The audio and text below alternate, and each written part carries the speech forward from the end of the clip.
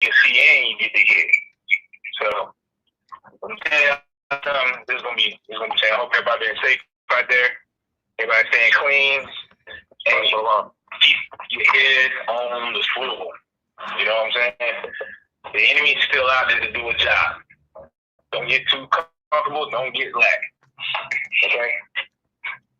You don't want to do it.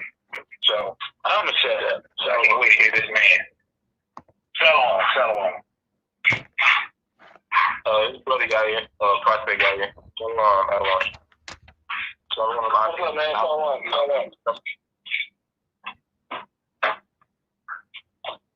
Yeah, I'm about to see that stuff at the top. Hey, my guy, you still on there? Shalom. Yeah, it's my guy right here. Shalom, Israel. Yeah, did you stay home tonight? Yeah, I'm at home. Okay, come. All right, I'll just check in there. Okay. Shalom, Yahweh Shem Yahweh Shabbat. Yahweh Shem Yahweh Shabbat. Shalom to those on the live. Shalom, Israel. Shalom. Shalom.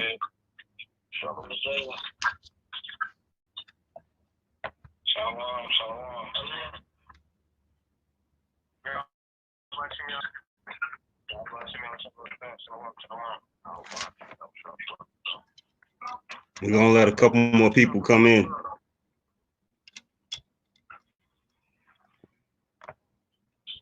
Go ahead, hit the like button, share it so people know that we're up and running, and we can get started in a quick minute.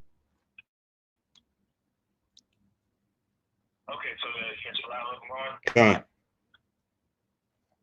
Oh, okay. I let them know to turn it on downstairs.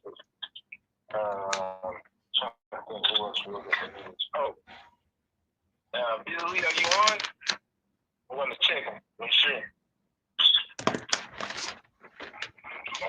I'm gonna be on the audio, the conference call, on the video. I'm not really sure, but make sure you introduce yourself and say who you are. All right.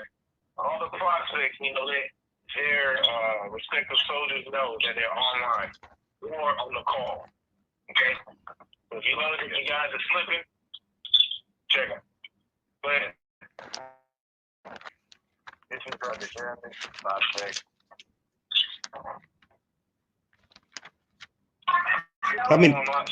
How many prospects do we have on the call right now?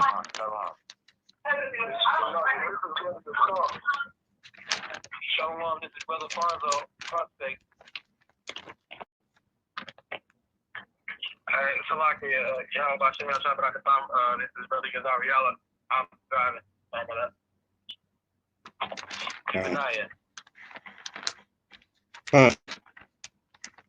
Hey, what tribe you from?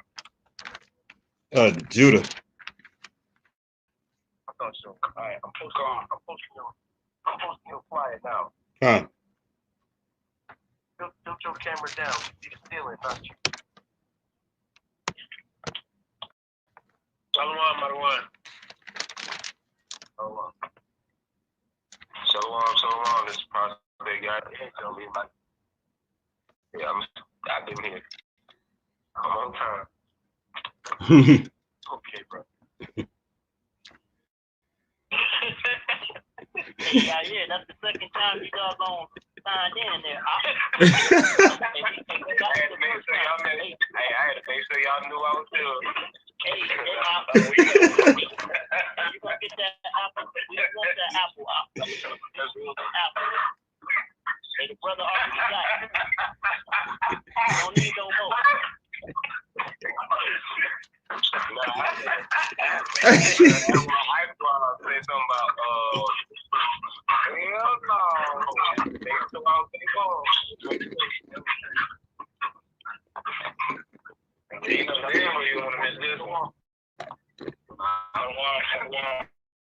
Shalom. Shalom, sis. All right, so this is what I need. I need all prospects. I need all prospects on deck ready. Also, don't forget, you guys are responsible for scribing the scripts and the precepts. for this class. And you should be sending those to your respective captains when you're done. Right now, we're going to go ahead and kick it off and get started. My lesson right now is the recipe for endurance. I'm gonna be honest with you, Israel. I don't think a lot of us make it to the end right now. We don't even understand what we're dealing with at the moment. Currently dealing with situations. We have a virus going around. We have Israel arguing with Israel. You've got a number of people. You got a variety of people as it is or as it's related today who scoff just the mere fact that you believe that you're somebody. And at this point, if you ain't preparing yourself for some type of battle, some type of what you would call it, some type of adversity, then you fooling yourself right now. That you really have no idea what's about to go down. But as Sons of Thunder, we're not fooled. We see what's happening.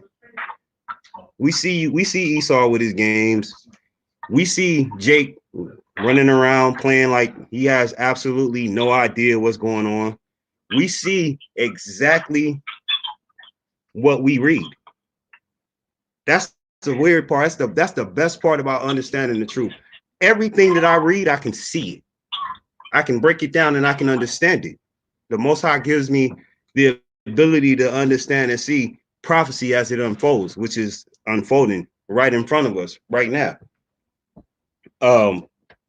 So what I want to do today, Israel, is give you a recipe to just a little bit of encouragement, just a little bit of a couple things that I noticed that can kind of help us get through some things that'll help us endure these trying times that we got coming towards us right now. So one of the first things I want to do is can anybody tell me the definition of perseverance? Before I talk about endurance, can anybody tell me the definition of perseverance?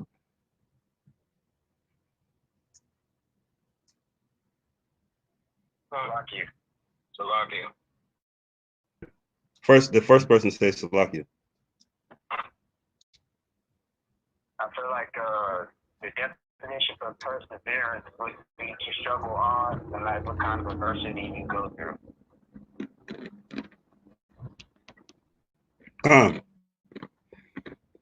Perseverance is persistence in doing something despite difficulty or delay in achieving any type of success.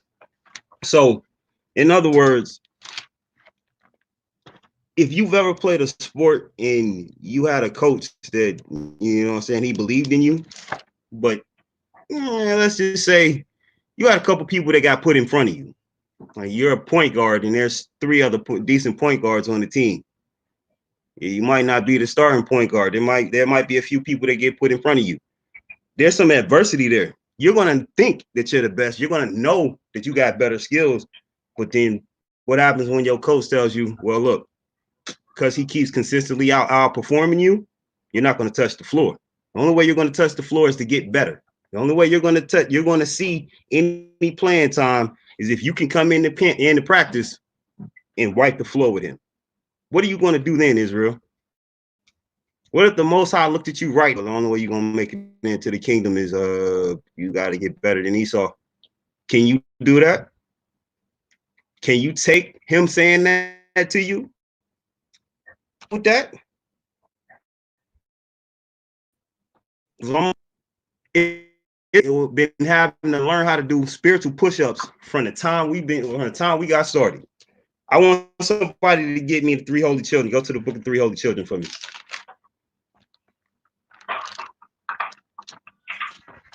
Let me give you an example of extreme perseverance.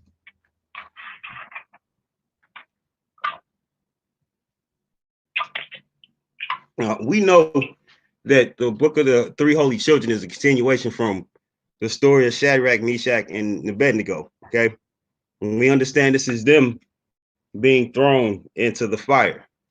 All right. And we know what happened when they were thrown into the fire. When it was time to take them out, look at what happened to the people that had to take them out. They were consumed. They're done. All right. But these brothers, these young brothers at that, we talking about brothers looking at that are younger than Malachi and Jacobez in our camp. You know, these young brothers that's willing to give their life up for something that they believe. One of the prospects, somebody give me three holy children start at the first verse. Everybody has to take on.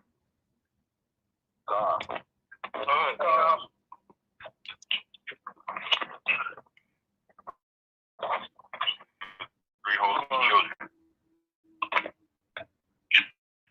Verse 1. That's God. Another one. And they walked in the midst of the fire, praising God and blessing the Lord. Wait a minute. Hold on, Slakia. So at the very beginning of this, can y'all hear them reading? If you in the chat, can you hear them reading? Yeah, I can hear. So at the very beginning of this, it starts off with them in the fire, but they're not just in the fire. Read that again. What are they doing while they're in the fire? Praising God. Praising who? Praising God. So you need to tell me these brothers then been unjustly put in a fire, right? And instead of saying, woe is me, crying and screaming, these brothers are doing what again? Praising God. Okay, continue to read. And blessing the Lord. Then Azarias stood up and prayed on this manner, and opening his mouth in the midst of the fire, said, Blessed art thou, O Lord of our Father. Thy name is worthy to be praised and glorified forevermore. So this brother had enough fortitude to stand up in the midst of and tell the Most High that he's blessed. All right. He had the fortitude to stand up and say, look, my father's blessed me to be here. He ain't saying why Most High? You supposed to make sure that I ain't never in a situation like this. Hey, what you doing, Most High? Hey, you see what's going on, Most High. Why you let him put us in here? He ain't saying that. Read that again. What is he saying? Verse 3. Blessed art thou, O Lord God of our Father. Thy name is worthy to be praised and glorified forevermore. Keep going. For thou art righteous in all the things that thou hast done to us. Yea, true are all thy works. Thy ways are right, and all thy judgments true. Now, hold on. Can anybody in Israel say they got enough fortitude to stand in any situation and say that? If you get the coronavirus right now, are you gonna be in the hospital on that bed still praising the Most High? Is anybody capable of doing that? I can tell you right now, that ain't easy. That ain't gonna be easy. And this just the tip of it. This is the tip of it. Keep reading. Verse 5.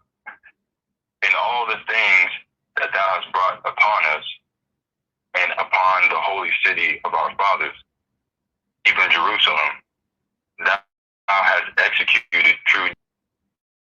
For according to truth and judgment, didst thou bring all these things upon us because of our sin. All right.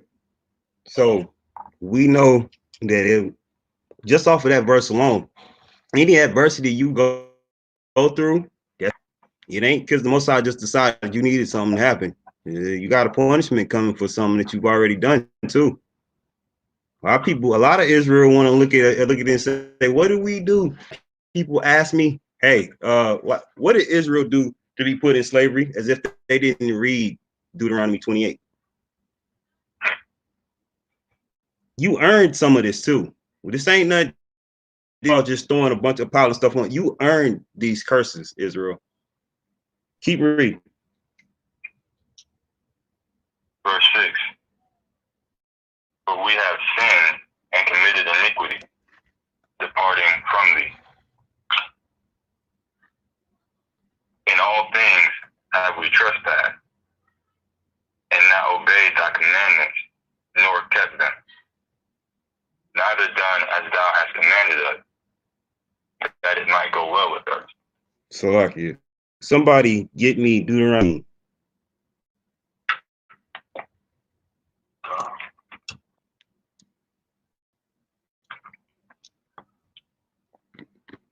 God.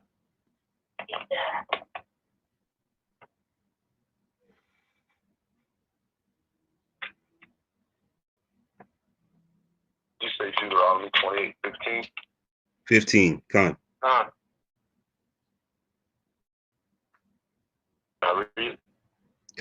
Go ahead. But it shall come to pass, if thou wilt not hearken unto the voice of the Lord thy God, to observe to do all his commandments and his statutes, which I commanded thee this day, that all these curses shall come upon thee and overtake thee. Con.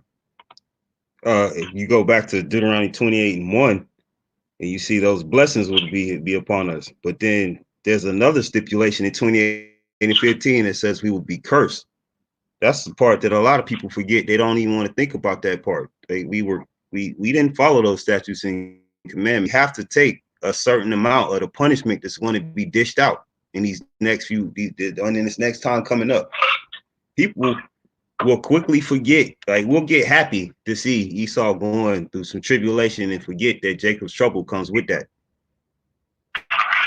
You want to be quick to celebrate and forget that, hey, you got your own. You got your own punishment coming. Con, Dantre. Con. Blood is on us. Hey, that's another thing. You can't even forget that. Hey, we sacrificed. We sent Yahushua to be sacrificed. That's another punishment in itself. You did that on your own. You elected to do that. All right.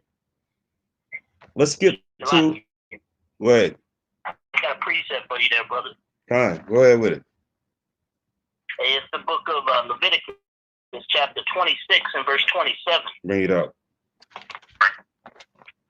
And if ye will not hearken unto me, but I will walk contrary unto me, then I will walk contrary unto you also in fury. And even I will chastise you for your sin. That's wow. Right. That's right. I'm going to chastise you 7 times. Why you bring that one out, Mike? Hey, God. Hey, just because you were breaking down the fact that we act like we don't know why the Most High did this to us, so I wanted to show, that, even before, Deuteronomy, the Most High warned it. He warned Aaron, he warned the priest, he warned Moses, So I wanted to show you that he's talking directly to the priest, okay, and letting them know that, look, if you walk contrary to my way, walk contrary to you. And then he shows you the 7 captivities right there. That's right. The water add-on one. Thank you. All right. I understand. Let's go to let's skip verse 29 in 3 Holy Children.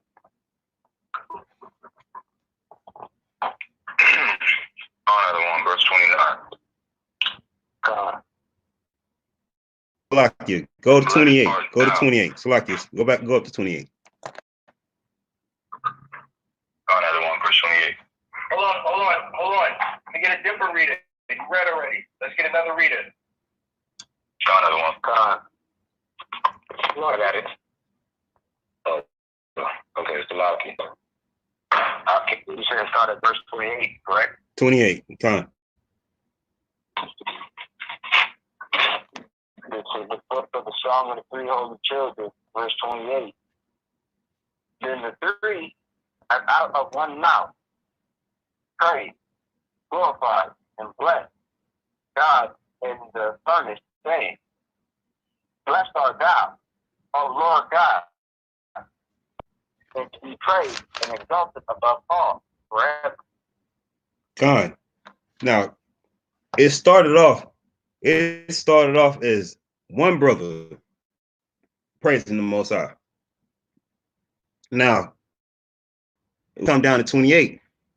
Now he's now got all of the brothers in the furnace praising the Most High. One man turned it into, okay, we all can get through this. We all have a chance. We all should be praising the Most High. It takes one leader to change just one other person. Once you change one other person, that person changes a person. That's how Israel builds. That's how Israel grows. That's how Israel begins to persevere. We're not just looking at this from one generation growing. No, if you learn, then you should be able to teach your children. Your children at that in that fourth thought, be able to teach their kids. There should be generations of us being able to set a high standard, a high mark, because our fathers showed us something different. All right. Keep going. Give me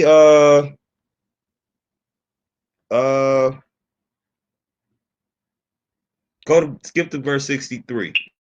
Let's go to 63.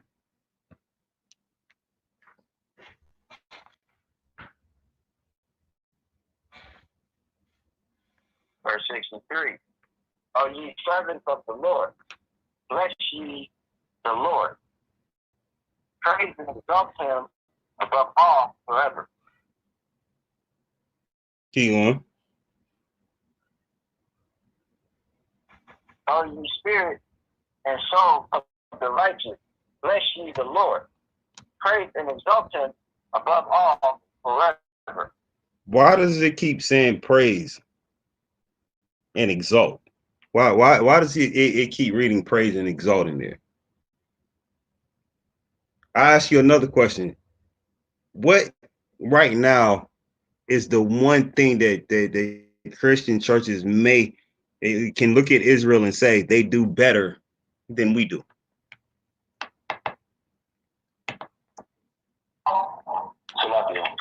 Salakia. The first person that says Salakia. Brother, you got it, You got it, brother? No, you got it. All right, yeah. So the Christian church is really big on praising the drums, the singing, the organ, and all that. They definitely do a lot of singing and stuff. But they say in the name. Now, Israel, when is the last time you just all out praise the Lord in your house? I ain't talking about being a show like the Christian church, but when the last time you just turn on a song that reverences the Most High to you and sung that song to the Most High? When the last time you actually thanked him for something he did for you, even though he didn't have to do it? A lot of times we get up and we pray for the next thing we need, but when the last time you got up and just said, hey, appreciate it, Most High. You know, that chicken was slamming last night that you allowed me to eat. I appreciate it. I could have been eating noodles today, but hey, thank you. When is the last time anybody ever did that for the Most High? Because I can tell you right now, I have Christian parents. And I can tell you, my mother, you can drop a dime on the ground and she will praise shout if she find it. When the last time you did that? I ain't telling you to do that crazy stomping, dance, and shake all over the floor. I ain't asking you that. I'm saying, when the last time you looked at, you know what? I didn't. The Most I did this for me. Let me get on my knee. Let me face the east. Let me get on my knee and seriously tell him thank you, because I needed this. Who's the last person that did that? I had to check myself and see when was the last time I did that. And it had been a minute. Like, I felt like I completely was taking advantage of the Most High with that. All right, so with that, I'm gonna leave perseverance, because we see with the three holy children, the way that they made it through was to praise the Most High. They dealt with their form of perseverance was to literally block everything else out and to think only of the Most High for every breath that they were taking inside of that furnace. Thank you, Most High. For every father that I had that taught, that passed his wisdom down so that I was able to get it. For the time when me and Daniel were sitting and we decided, and Daniel decided, hey, we're not going to eat none of the king's meat. We're not going to drink his wine. Thank you, Most High, for allowing me to be able to have this seat to where I could even get acknowledged, to where I could be where I'm at right now. Those brothers are in the furnace thanking the Most High for getting to this point right now. We're in the furnace, and thank you, Most High. Who's got that amount of fortitude to persevere through that? When they knocking on your door telling you either get this vaccine or go to the FEMA camp, what you have then? What you gonna say? You're gonna look at them and say, hey, I'll take the vaccine. Me and my family don't, you know what I'm saying? I don't want to go through all that. We just want to live. We good. Or you gonna say, you know what? I don't see it. I don't see the need for it. I don't see the need for none of that. Y'all gotta do what y'all gotta do, man. FEMA camp it is. You gonna choose. Knowing when you get to that FEMA camp, they're gonna try to force feed you pork. Knowing when you get to that FEMA camp, they're gonna try to inject your kids. They're gonna take your kids away and still try to inject them with the vaccine. Knowing when you get to that FEMA camp, the first thing they're gonna do is try to separate you from your wife. Why? Because if they can separate you from your wife, they get in her head, and then what's gonna happen? When the next time she see you, she's gonna try to convince you to take that vaccine. Think about that, Israel. Get yourself prepared. It's gonna take some work. We ain't gonna just get up out of here. It's gonna take some work. All right. The next thing I'm gonna go to is we're gonna deal. It's gonna take some patience. So we're gonna deal with a little bit of patience right now. Let's go. We're gonna go to wisdom next. We're gonna hit wisdom next. Somebody give me Sirach 21 and 16. Let me get another brother, Wisdom of Solomon 1 and 6. And one more at Wisdom of Solomon 6 and 9. Give me the Wisdom of Solomon 1 and 6 first. Well, What do you call it? It's Wisdom of Solomon 1 and 6.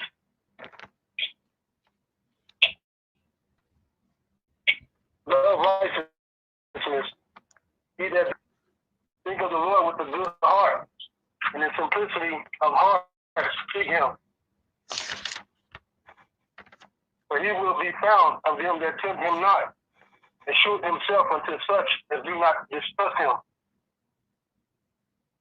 so I can start that over again from verse 6. Verse 6. Slovakia. That was verse 1, Slovakia. Verse 6. For wisdom is a loving spirit, and will not acquit a blasphemer of his word. For God is a witness of his reigns, and the true beholder of his heart, and the hearer of his tongue. For wisdom is a loving spirit. You know, one of the hardest things to do at camp on Saturday is love an Israelite or a Jake that has just looked at you and called you by the B word and told you your mama ain't nothing. That's a Jake. I gotta eat that. I gotta turn around and say, brother, but I want you to be saved. because wisdom tells me that I have to have a loving spirit toward my people too. And some of your people will try your last nerve just to see you break for no other reason but to see you break. Slacky.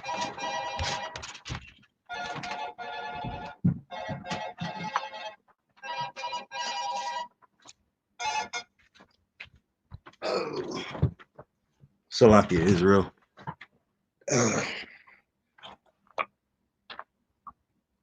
That's a hard thing to deal with. That is a tough thing to deal with. Anybody that goes to camp, there are several brothers and sons of Thunder right now that can tell you on any given Saturday, you can have a humble Jake come and be followed by a Jake that just doesn't care. It takes wisdom in learning how to deal with those brothers. It takes wisdom to learn how to deal with those sisters. Those are the people who you cry for the most. But those are also some of those people we need those people that have those people. This is not a situation where we get to pick and choose. No, some of these people are in destitute situations, and the only way that they're going to get what they need is if you look past their situation. That's the only way they're going to get it. And trust me when I say we need every last member that we can get. We ain't doing this to just be here and it just be a fellowship of us brothers from SOT or Sakari or HOI or whoever it may be. We ain't doing that for that. We got a motto as Sons of Thunder that we hope that all Israel will be saved. And we mean that when we say that. We ain't just making that up. We mean that when we say that. We understand that this is hard work. Got another motto, you got to put your brick in. You got to work, Israel. It take work to reach your family. It take work to get through to the people in your household. That's your first test. You can't spend that time going, you're wrong for this, you're wrong for that. They're looking at you going, yeah, I know you was wrong too. I remember before you started I remember when you ate pork. I remember when you ate shrimp and crab and lobster. I remember when you smoked. I remember when you was a whoremonger. I remember when you was out there can't wait. Hey brother, I remember when you caught that body and I ain't even telling you. So you trying to tell me you better than me now, bro? You all type of different ways, man. Your job is to understand it. You need wisdom to understand it. You need wisdom to see through it. Otherwise, you're going to get caught up in that trap. You're going to let your feelings take you out of position that the Most High wants you in, which is to be a teacher in that situation. I had a brother come to me after finding out he had a situation with his wife, and he straight up blasphemed God to the point where all I could say to him was, hey, man, the Most High going to deal with you, bro. He going to deal with you. I understand you being mad, but the Most High going to deal with you. You can't say that. And he was locked up for that whole weekend. As soon as he left my house, he got locked up for that whole weekend. And the next day he came to my house. Well, the next time he came to my house, hey, I should have never said that. You've been telling me this whole time. You've been showing me this whole time. You've been living it this whole time. When I said all that to you, why you didn't get mad? Why you kick me out the house? Because you needed to hear what needed to be said to you, bro. How many people gonna be able to look at their best friend and say, if you don't straighten up, I'm gonna leave you alone. You're gonna be out there by yourself. Who willing to do that? Who willing to look at their brother or their sister and say, man, you so far out there, I can't have nothing to do with you. Give me that Wisdom of Solomon 6 and 9.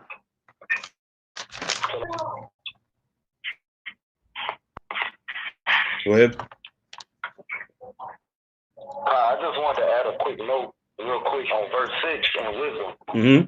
So it said, for wisdom is a loving spirit and will not acquit a blasphemer of his words. And I just wanted to draw the line right there because, like, people might ask the question, why is it saying that wisdom is a loving spirit? Then right after that, it says that it will not acquit a blasphemer.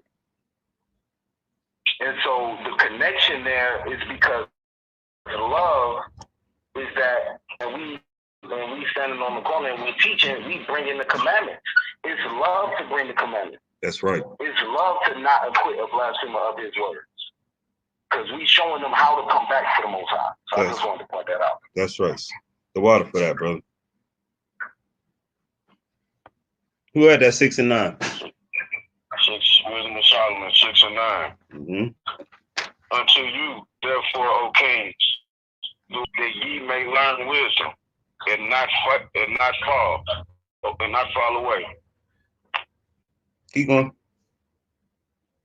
For they that keep holiness holily shall be judged holy, and they that have learned shall find what to answer. Con. Wherefore, that's good right there. Hold on. Now, with that, go back to the beginning and read that first verse again. Verse 9. Unto you, therefore, O kings, do I speak that ye may learn wisdom. Why would the Most High, Salakia, why would the Most High have to teach a king wisdom? What kings are he talking about? Will he be talking about right here? Israel. Salakia. Con. Solomon had to be taught. He was the wisest of us all. Solomon had to be taught. And wisdom comes at a price too. And wisdom, some people will say wisdom is a hard taskmaster because when she teaches you something, you try to deviate from it. She pull out the paddle quicker than your old principal. When I was in church and I was used to go to Sunday school, they had what they call a help me Jesus stick. And all you had to do was forget one precept or, hey, don't understand what order the Bible can meet to help me Jesus stick. Sometimes I wish I had a help me Jesus stick out there at camp. I'm gonna be honest. Sometimes I wish I could just write a script on the board and hope they got it. And I don't have a help me Jesus stick out there at camp. I got this Bible and I got my brothers. That's what I have at camp. That's what I have at the end of the day. I got this Bible, I got my brothers. And we're going to find out when it comes time to persevere and endure. We're going to find out who you're going to really lean on. You going to lean on your own knowledge or you going to go back to the things that you were taught?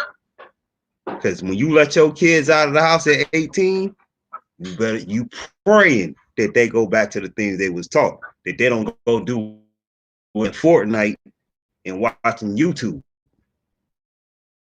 I got two children, and I love my kids. When my kids grow up, I see what they can be susceptible to learning from they see every day. Now, that's another issue with Israel. Checking your children. I brought up this generational thing, but check your kids. I don't mean just check like hey, you gotta do what I say or it's gonna be a problem. No, ask your kids questions. Ask them if they understand what's happening in the world today. Ask them if they know what COVID-19 is. Ask your children if they actually get what the word nigga means. I have a 9-year-old, he can tell what nigga means. Check the temperature of your children to see how they whether they society they're living in. Because if they don't, they're not going to make it through. Can you imagine being 18 years old and hearing nigga for the first time at this time that we living in now? It was hard enough back then. I'm 36. It was hard enough the first.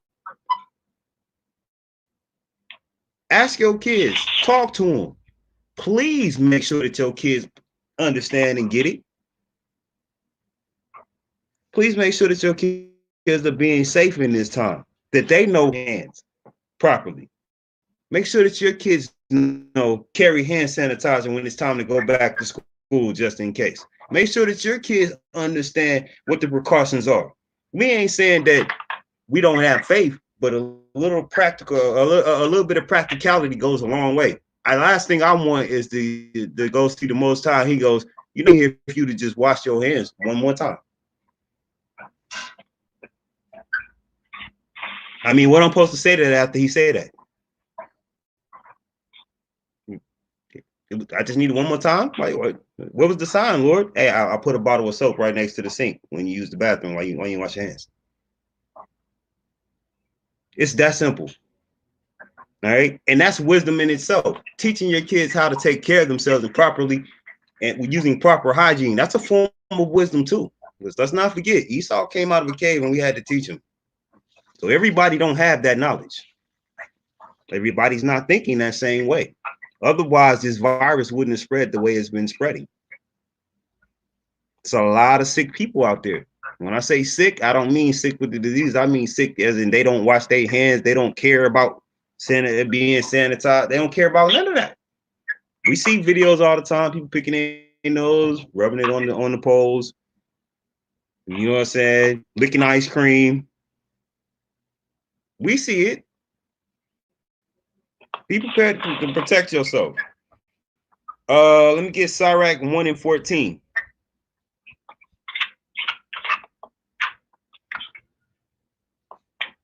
Lock, yeah, I had a I had a quick precept for that.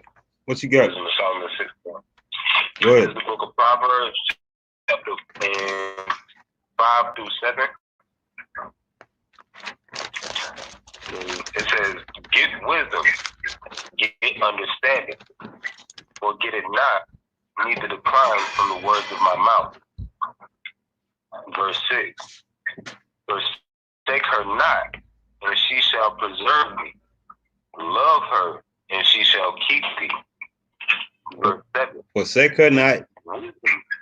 Hold on. Go back and read that last verse again. Verse 6. Forsake her not, and she shall preserve thee. She shall do what? Love her, preserve thee. I'm pretty sure we broke down was perseverance. But forsake her not, and she shall do what? Preserve thee. So that means she will give you long life, right? Keep going. Love her, and she shall keep thee. Verse 7. Wisdom is the principal thing. Therefore, get wisdom, and with all thy getting, understanding. The water for that. The water for that.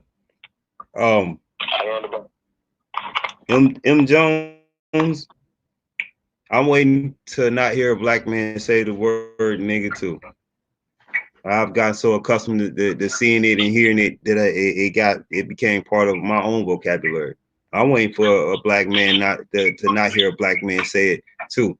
I'm also waiting for anybody outside of Israel to come and explain to me why is it that we have that word nigga? Why they allow it to persist when they knew it was negative, when they started using that connotation, and how is it expect us to stop using that word when you can't stop using it negatively yourself? We use it in many different forms, but most other races only use it in one. So I want anybody to explain to me how you're going to, from using a word they now associate each other with as a term of endearment. How are you going to stop them from using that word when that's how they speak to each other every day? And I agree. We allow white people, when white people say, well, you use that word all the time, why I can't use, I agree. There has to be a line drawn in the sand on what we're saying with that word. But until you can explain to me all those things I said out about other races using that word and how we use it, that word's still going to be here.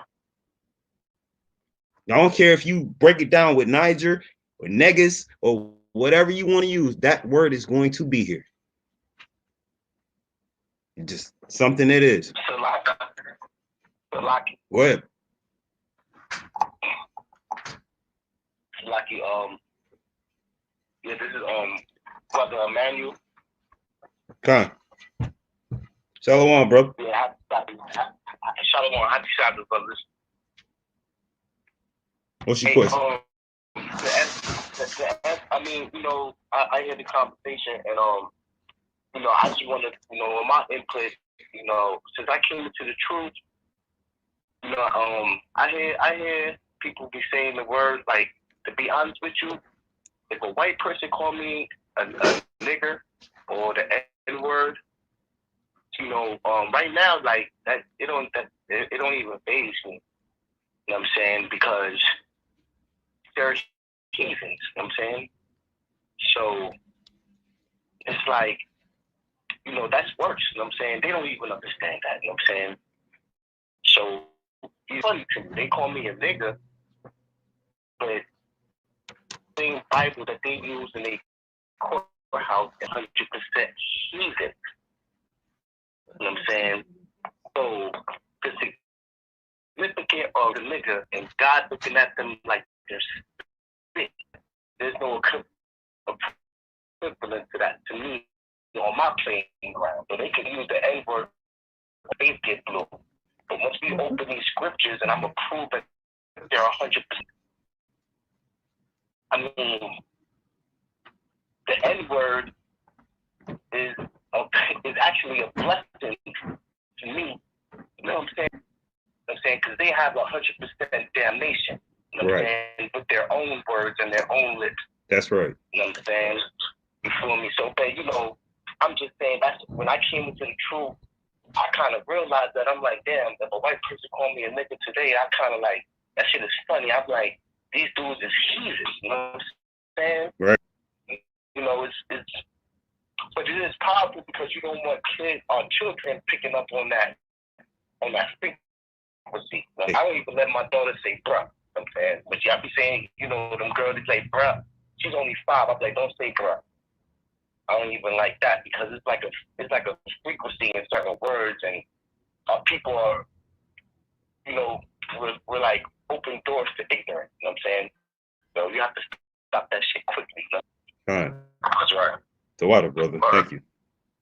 But yeah, I'm gonna keep listening. But you know, I'm Brother Emmanuel, calling from Harrisburg, Pennsylvania, and you know, I heard that, and I was like, you know, I just thought that I should say that. You know what I'm saying? Because you know, that's my base, that's my outlook on the N-word when I came into this truth. You know what I'm saying? But shalom, and happy Sabbath to you, brothers, man. Shalom, happy Sabbath, man. Thank you for your input, brother. Water, we appreciate that. Listen, thank you for letting me speak. Thank you. There are many different ways to view this in Israel. There's many different ways to deal with things that happen or said to us or done to us.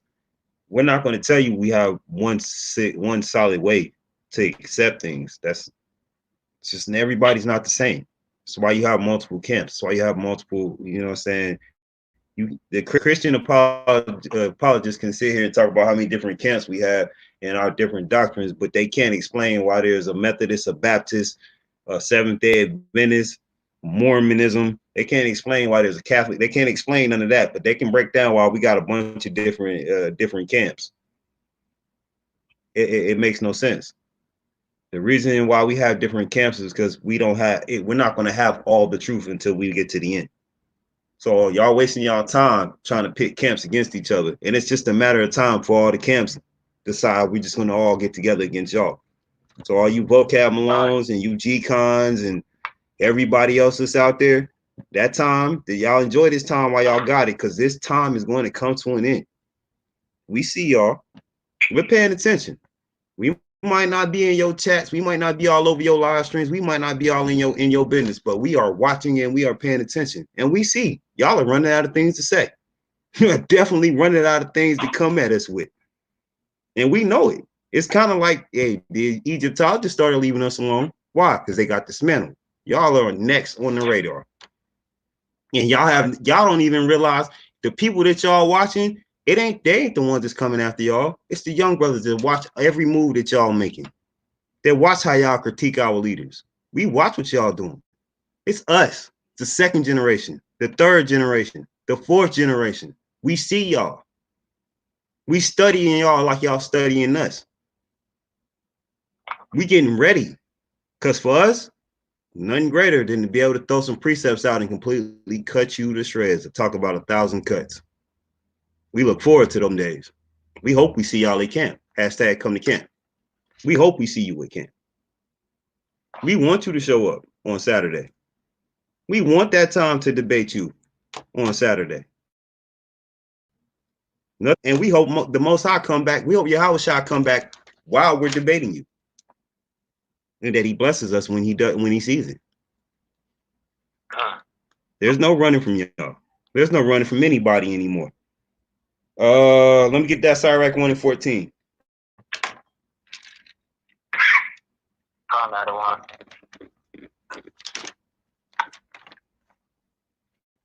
This is the book of Sirach 1 and 14. Fear the Lord is the beginning of wisdom, and it was created with the faithful in the womb. The fear of the Lord is the beginning of wisdom. The only way we can persevere, the only way we can make it through this is to actually fear the Creator. The only way you can get wisdom is to fear the Creator. There's no other way around that. There's no way I can sit here and go, oh yeah, well, like the Christian church will tell you, just we're saved by grace. So sin all you want. But if I sin all I want and the Most High comes back while I'm sinning, am I still safe? Is he going to go, yeah, you prayed this morning, but you know what I'm saying? I'm going to allow it. I see you. Is he going to do that? Or is he going to go, yo, you're still doing the same thing you asked me to forgive you for yesterday? That you just nullified you nullified your whole prayer. Which one is he going to do? Is he going to look at us and go, hey, thumbs up on a Saturday. Good job. Or is he, that lukewarm thing make me kind of, I'm going to have to spit you out. I can't take it. I don't do that lukewarm. I'd rather be cold. Which one are you, Israel? You lukewarm? You hot? You cold? Which one are you? Are you displeasing to there's something that you have? Have you gotten all your leaven out? That's a good question. Have you gotten all the leaven out for this Passover? Do you still have something that you need to get rid of? Do you got a grudge against your brother? Got a grudge against your sister? You still trying to figure some things out with what happened with your wife? So y'all not communicating? You still smoking? Do you still think it's okay to be a whoremonger? What are you changing in your life, Israel? What steps are you taking? What steps are you taking to change what's going on with you? Because Israel as a nation has many pieces, and you're a part of it. And we only as strong as our weakest link. So how strong are you trying to be? How much of this are you trying to get out? What are you trying to get rid of? Are you doing it on your own? Or are you seeking help from your elders? Are you saying, hey, I'm weak in this subject right here. Can I get some help? Can I get a prayer? Do you have any scripts for me? I can't stop smoking, Adawan. Got something for me? Adawan, every day when I get up, I can't help it. I gotta look at porno, Adawan. What I need to do? Is there anybody willing to self-evaluate and to seek that help for those things? Are you willing to try to make it to that point? Are you willing to try to grow? You willing to try to persevere? Are you willing for the Most High to look at you and say, you almost there? One more test. One more test. I gotta get one more blemish out. I gotta put you in the fire one more time. You willing to take that? The Most High look at you and say, you're 98% pure. One more time. You got one more thing.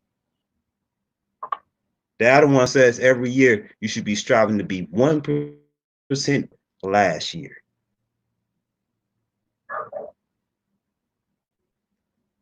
Have you done that this year? Can you say that? Can you say that there's at least one sin that I had last year that I don't do now? Can you say that the Most High has blessed you to get to that point? And if not, what's stopping you? Who's holding you back? Did we get that Sirach 1 and 14? Yeah, we did. Let's go to 1 and 19.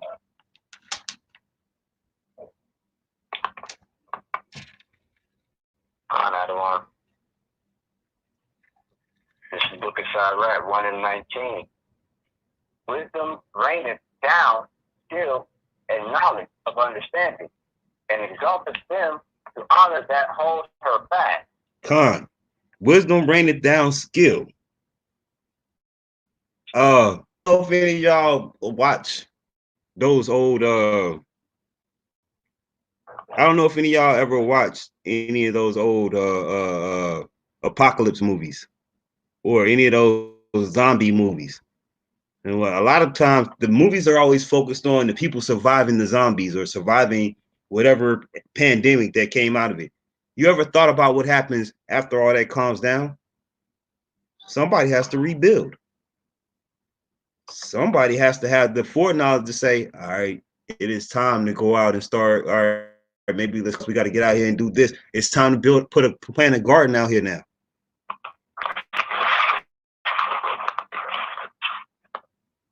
Yeah, Hodney said we're in the Walking Dead time now. That's funny. It's not quite that serious, but hey, you let Esau have his way, and we can get there quick, fast. To be honest. You ever takes to rebuild a nation after this fall? Esau is the end of the world, and Jacob is that comes after. Have you ever thought about what you could bring to Israel after that? And it's funny. We always talk about, hey, let's just let's just have all the slaves do da da da da. You got to teach some slaves how to do something.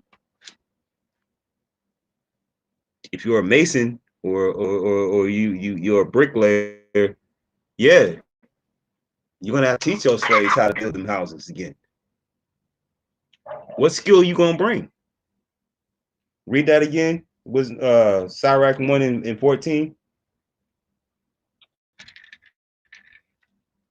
To fear the Lord is the beginning of wisdom, and it was created with the faithful in the womb.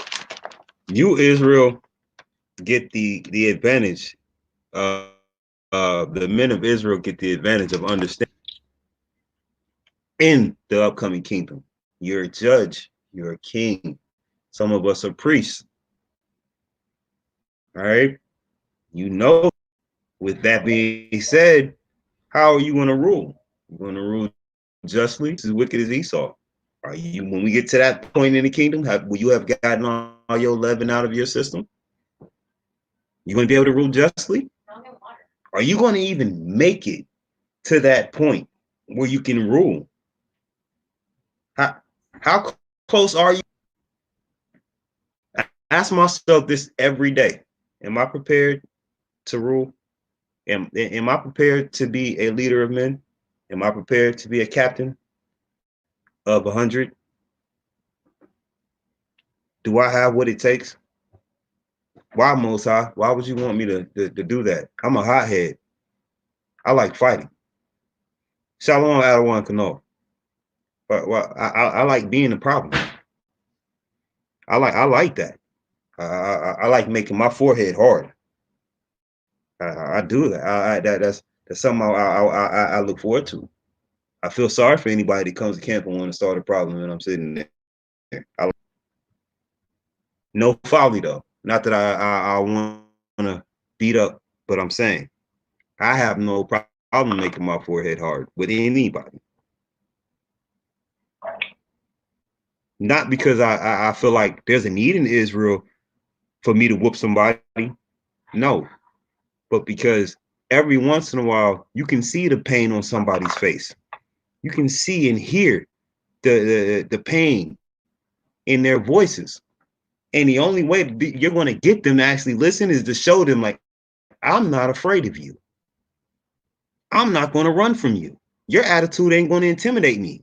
That demon that's on you and that spirit that's on you ain't going to make me sit in a corner and cower. I'm going to look you in your face and tell you you're wrong. That demon is controlling you, and stick with us, bro, for you.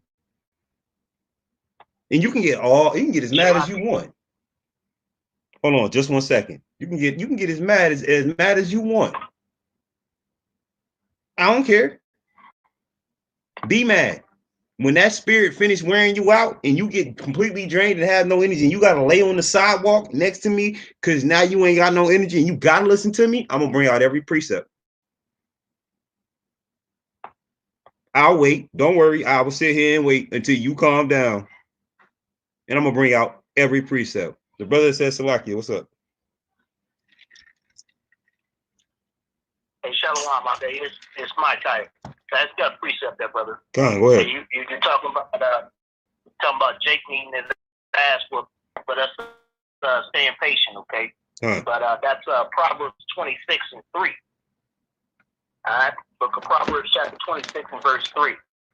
A whip for the horse, bridle for the ass, and a rod for the fool's back. Answer not a fool according to his folly, lest thou also be like unto him. Answer a fool according to his folly, lest he be wise in his own conceit. Go ahead, break that down, brother. Got the floor out of one. All right, Con.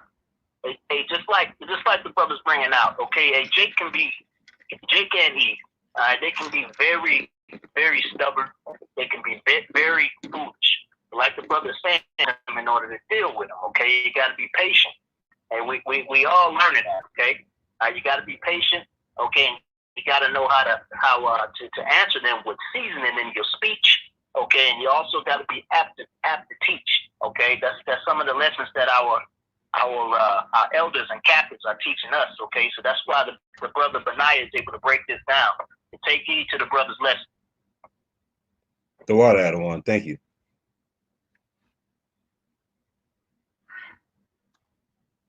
All right, so I had a question for the call real quick. And if you in the chat too, I had a quick question. Who is the most humble person in the scriptures? Salakia.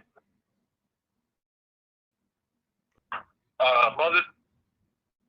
Moses. Okay, that's one. Kenneth, Moses too. Okay, go ahead.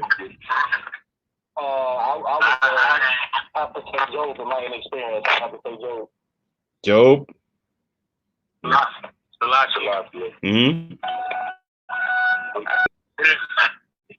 I would say Ezekiel, because he put dung on his head. So I mean, like, and he shaved off his head and burnt his hair up and everything. Like, Salakia. I probably have to go with John the Baptist. That's a good one too. Brothers, I'm disappointed. Well, not really disappointed. I will say this, daughter of Zion, Yahweh Shai. That's the answer that I was looking for. Yahweh Shai. The water daughter of Zion. She had it first. That's the most humble person in the Bible is Yahweh Shai. And I'm gonna prove that in a quick moment. But I want y'all to think about that for a second. Give me Sirach 19 and 20, and then somebody else give me Sirach 21 and 16. But and then I'm need Matthew.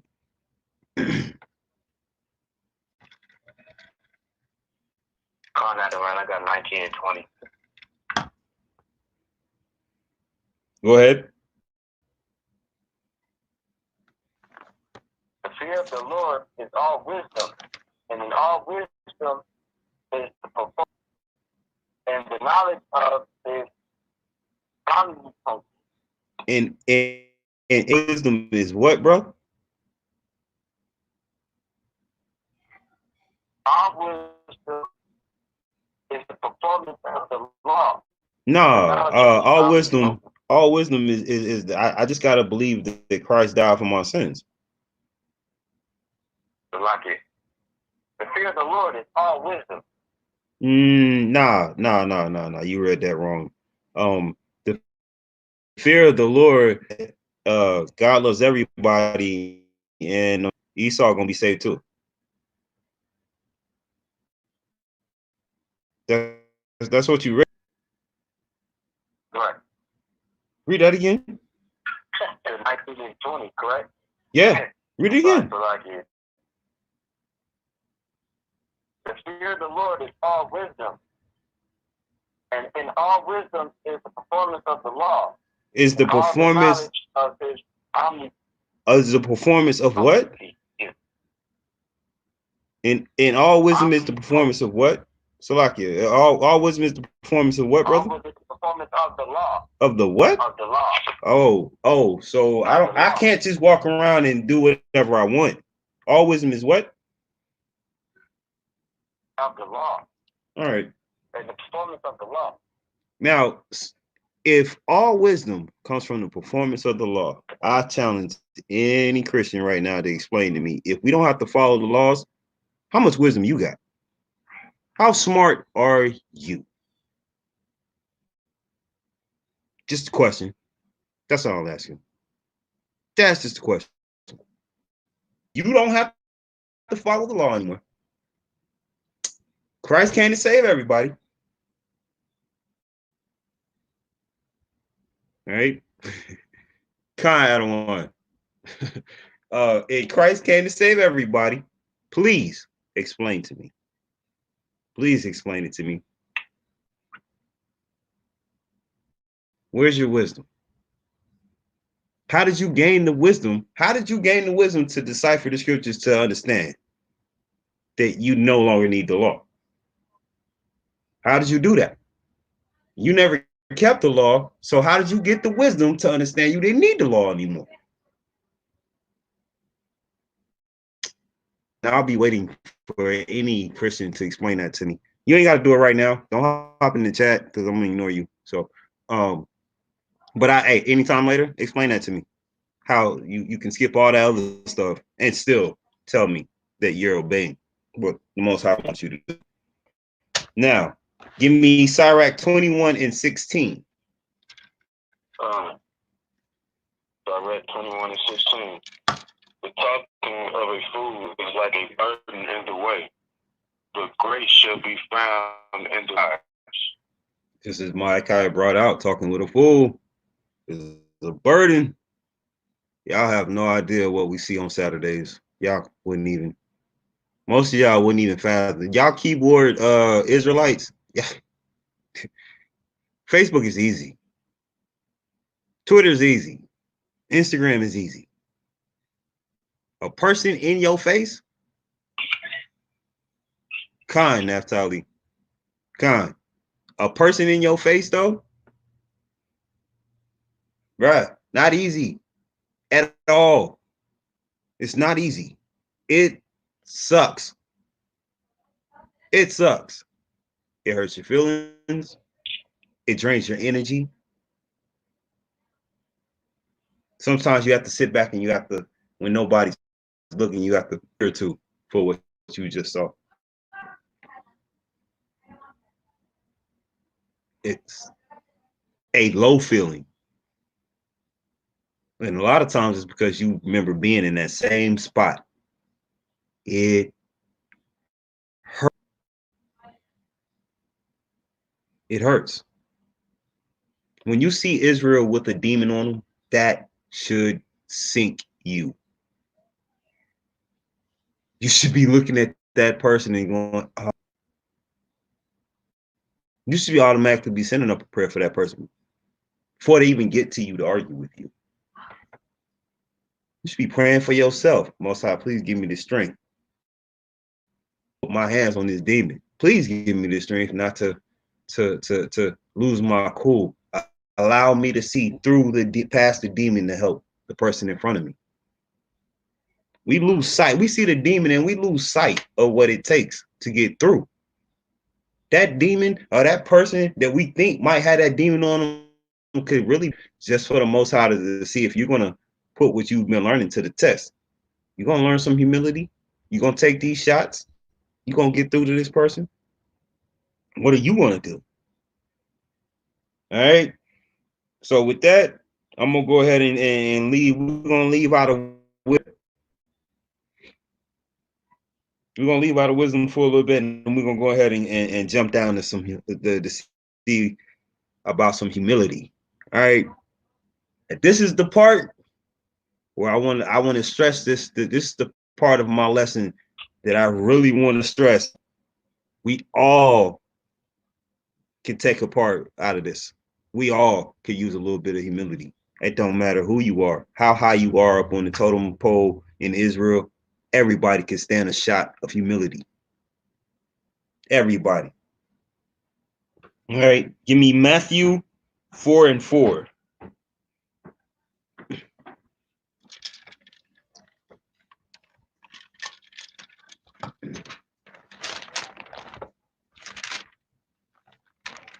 Can y'all hear me on the call?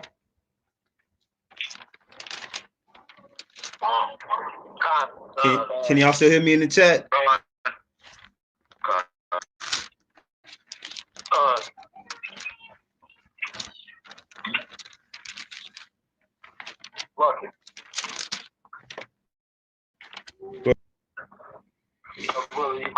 Whether you call, Matthew 4:4. But he answered and said, it is written, man shall not live by bread alone, but by every word that proceedeth out of the mouth of God. So before we get into the Hawashah in the wilderness, after he done fasted for 40 days and 40 nights.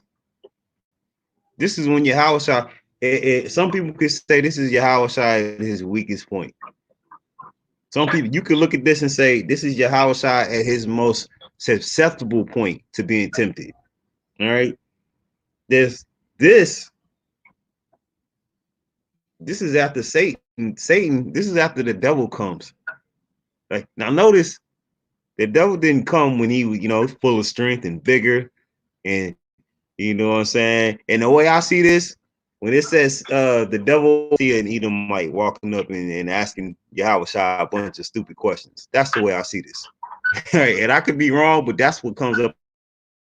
Yeah, an Edomite walking up and asking questions while he's hungry, tired, and ready to be anywhere but here. And what's his answer? Read verse 4 again. God. But he answered and said, it is written, man shall not live by bread alone, but by every word that proceedeth out of the mouth of God. So like you read verse 3 so that people can understand exactly what's being asked of. God. Verse 3. And when the tempter came to him, he said, if thou be the Son of God, command that these stones be made bread. Con. Now, the devil is literally going, look, man, look, I know you the Son of the Most High. You're not going to fool me. I know you got power. You know you got power. Why don't you just turn this stone into some bread? Just turn this stone into bread and feed yourself, bro. What does the Most High say? Read verse 4 again. God. But he answered and said, it is written, man shall not live by bread alone, but by every word that Jesus has the map of God. Con, can any one of the prospects tell me what verse is he quoting in verse 4 right here? What is he quoting? Con, go ahead. Deuteronomy 8 and 3. Get it for me.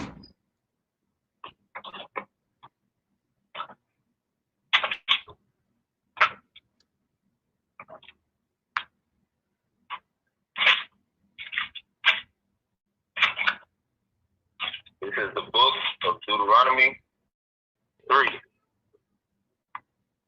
And he humbled thee, and suffered thee to hunger, and fed thee with manna, which thou knowest not, neither did thy fathers know, that he might make thee know that man doth not live by bread only, but by every word that proceedeth out of the mouth of the Lord man live.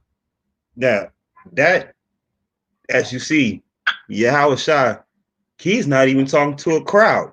For all y'all Christian apologetics, all y'all that want to scoff and say, hey, you know, the New Testament supersedes the Old Testament. Well, hey, look, this is Yahushua talking to a devil, talking to the devil himself and quoting the Old Testament.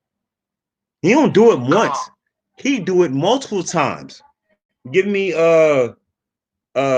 chapter 4, verse 7.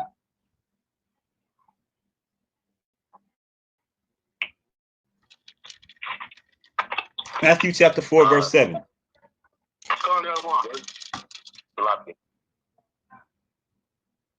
Let me get a new reader.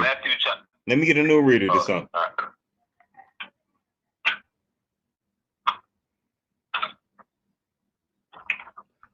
Anybody else want to read?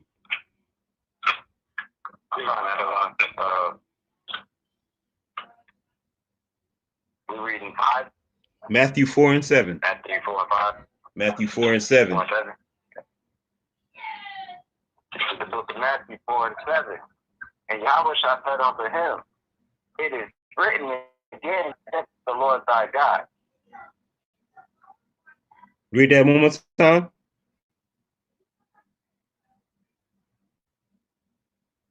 Yahushua said unto him, it is written again, thou shalt not tempt the Lord thy God.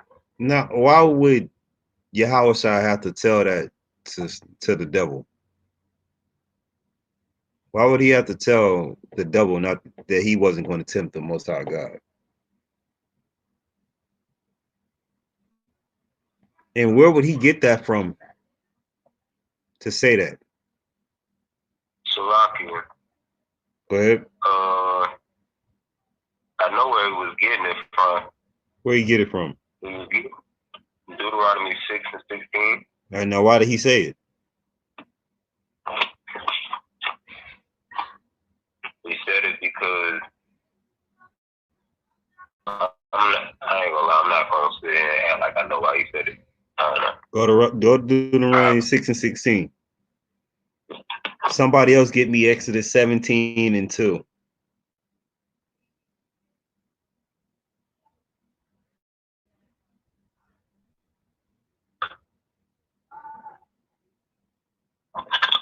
Tom. Go ahead. This is the book of Deuteronomy, chapter 6, verse 16.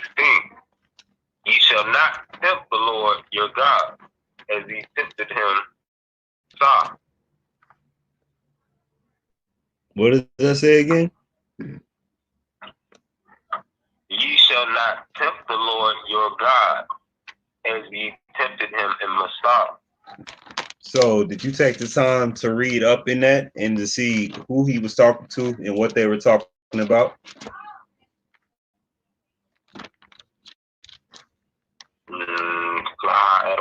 I ain't gotten into that. Go to verse 13. This is the book of Deuteronomy, chapter 6 and verse 13. Thou shalt fear the Lord thy God and serve him, and shalt swear by his name. Ye shall not go after other gods, of the gods of the people which are round about you. Okay. Verse 15. For the Lord thy God is a jealous God among you. Let the anger of the Lord thy God be kindled against thee, and destroy thee from off the face of the earth. Ye shall not tempt the Lord your God as ye tempted him in Massah. So what's going to happen if you tempt God? That would have been What's you would destroy him. Con. So when you go back to Matthew 4 and 7, why is the Most High, or why is Yahweh telling the devil that thou shalt not tempt the Most High? Because he would destroy him. Because of idolatry. Con. There you go. There you go. Israel, the most humblest prophet we had, looked at the devil and said, hey, man, you keep trying the Most High, and he's going to destroy you. Not me. You. The same way you got to look at Esau on the corner. Hey, you keep playing around, and it's you that's going to be in the ground. Not me. Make your forehead hard. Understand what's happening in front of you. All right. Give me. Right there. Go ahead. Wow. You was gonna say another piece. Con, Exodus 17 and 2.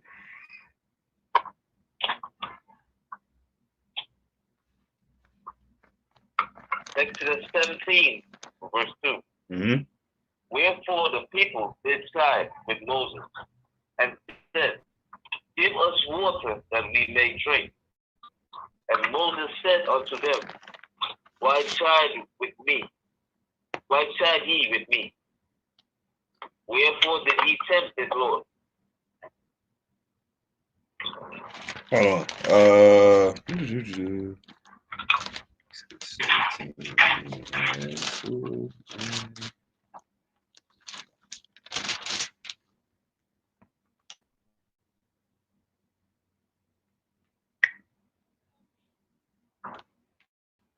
Read that again. Exodus 17, verse 2. Wherefore the people did side with Moses, and said, give us water to drink. And Moses said unto them, why side ye with me? Wherefore do ye tempt the Lord? Well, why is Moses asking the people about tempting the Lord?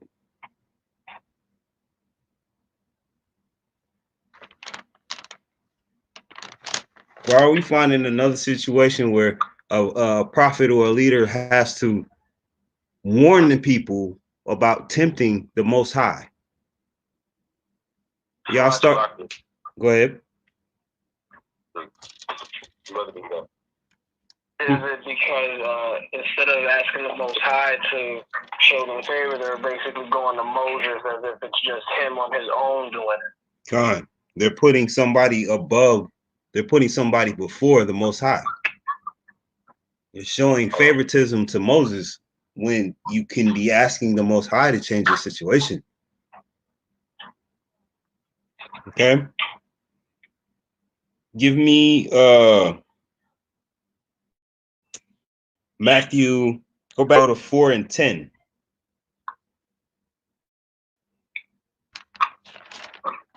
Gone out of line.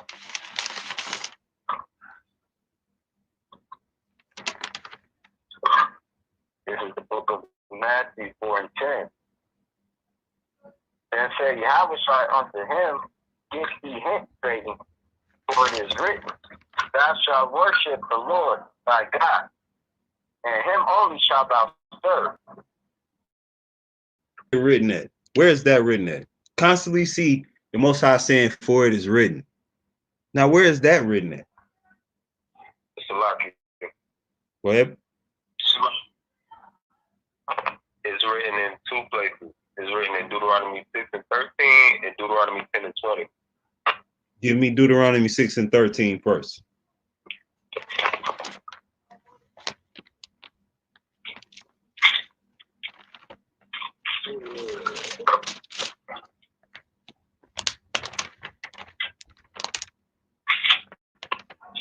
This is the book of Deuteronomy, chapter 6 and verse 13. Thou shalt fear the Lord thy God, and serve him, and shalt swear by his name. Read that one more time. Thou shalt fear the Lord thy God, and serve him, and shalt swear by his name. Matthew 4 and 4. 4 and 10. Then saith Jesus unto him, Satan, for it is written, Thou shalt worship the Lord thy God, and him only shalt thou serve. Read that again. In Deuteronomy. Yeah. I will be 10 and 20. This is the book of Deuteronomy, chapter 6 and verse 13. Thou shalt fear the Lord thy God, and serve him, and shalt swear by his name.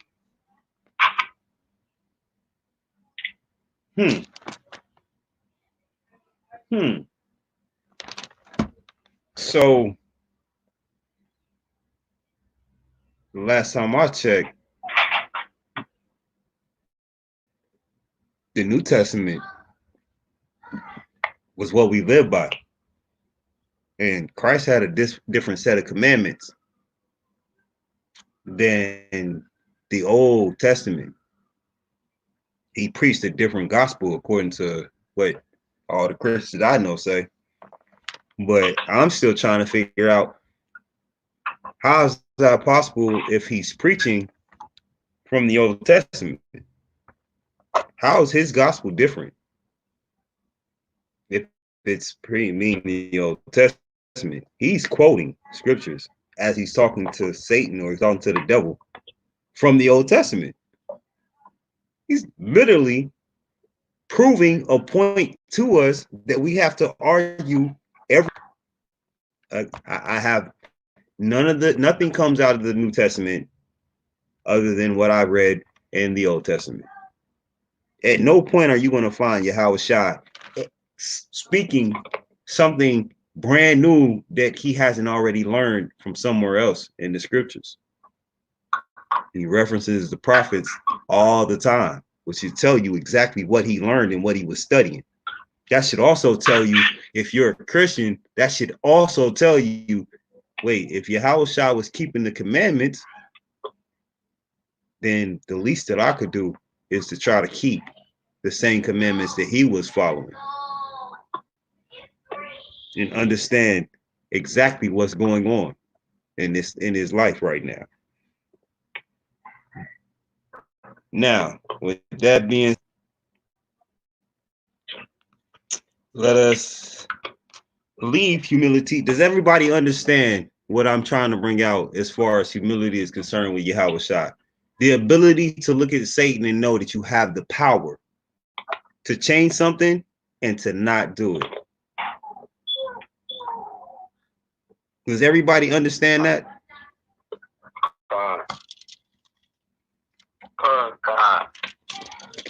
You do understand that Yahweh Shai could have changed any part of his situation. He has that ability. But instead, he chose to humble himself down.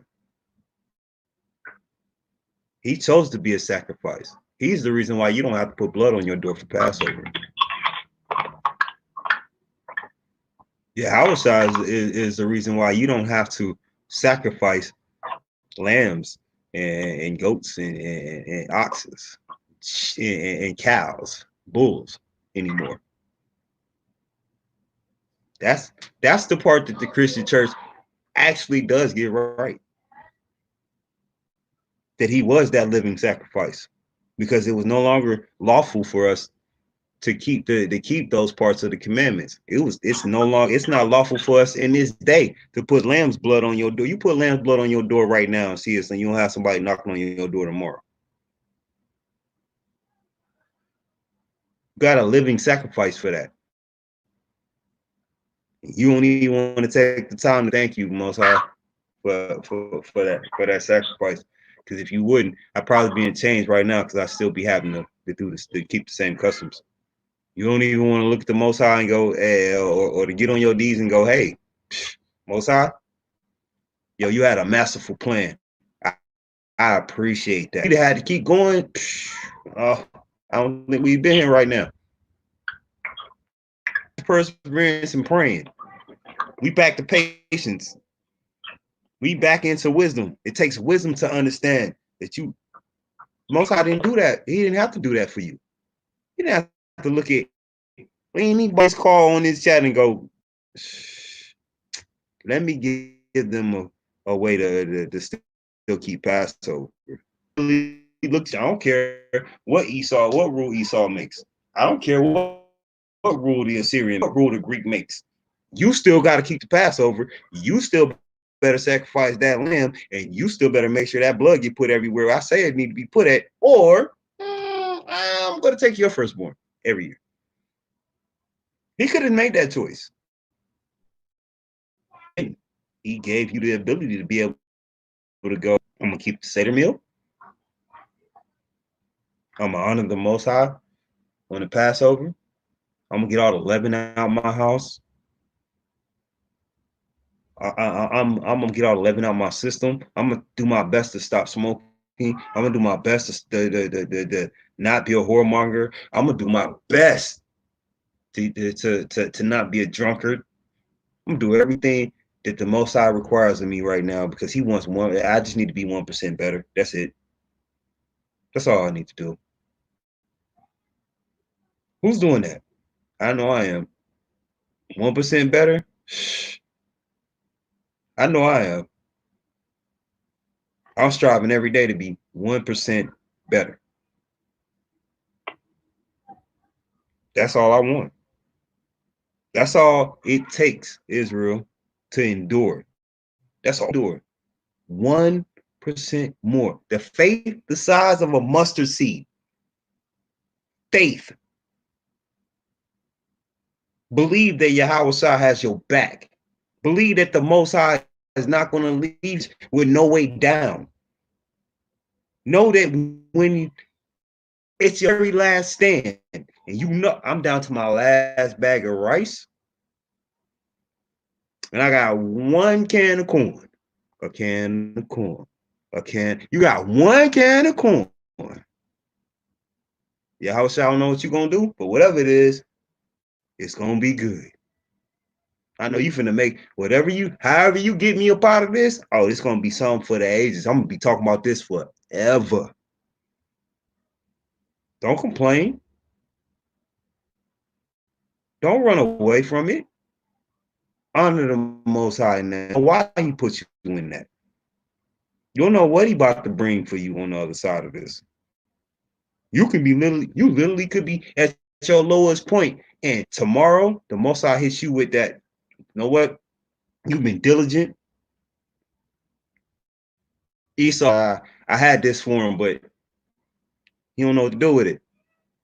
I'm gonna need you to take this company over. He give you that one job where in 3 months you're now basically running things. It's yours. I've seen it happen. Go from bottom of the barrel to running it all. Six-figure jobs. I've seen that happen in Israel.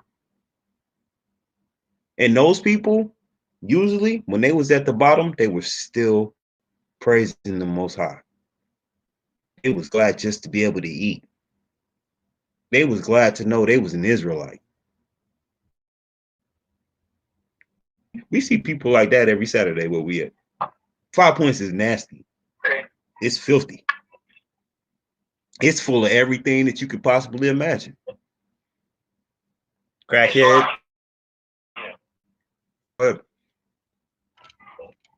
I want to give a precept to back up what you're saying. Con, Sirach 11 and 20. Sirach 11 and 21. Give you a break real quick.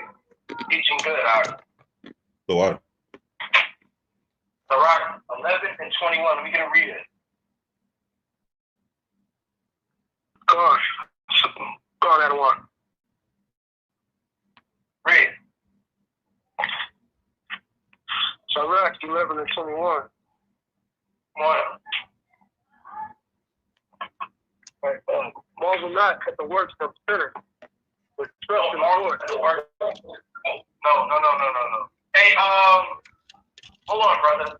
Mike, Kai, you there? Khan had a one. Read. This is the book of Sirach, chapter 11 and verse 21. Marvel not at the works of sinners, but trust in the Lord. You don't be impressed by what sinners had and how they are still able to be prosperous. And here it is, you trying to serve Yahweh Shem Yahushua, and you got to struggle a little bit. Don't marvel at that. Don't be amazed by that. But trust is what Benai is trying to teach you. The trial that you're going through, you might be set up to go through that on purpose, so that you can come out better on the other side. Read on. And abide in thy labor, for it is an easy thing in the sight of the Lord on the sudden to make a poor man rich. It's an easy thing in the sight of the Lord on a sudden to make a poor man rich. Where you at today does not matter. What you're going through today does not matter. I'm a living testimony. Most High turn that thing around in 1 hour, man. Don't ever think it's pointless to serve the Most High. Don't ever feel like I'm not getting a reward for my labor. Don't never feel like that. Continuously be patient. Continue to be patient. And then he's going to reward you. Read the last verse. All right. Go to the last book. The last.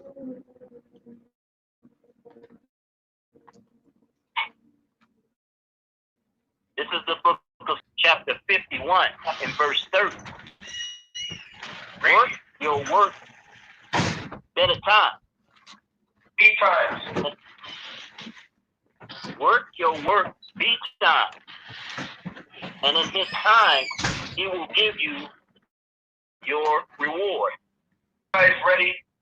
He'll give you the payoff, man. Just work your work. He will pay. That's right. All right? Everybody understand? Khan at a one. All right, take that tonight. Con, the water had one. And since you already dismantled one of my precepts, I was going into patience anyway. I'm gonna just go ahead and jump from there and go to James chapter 1, verse 3.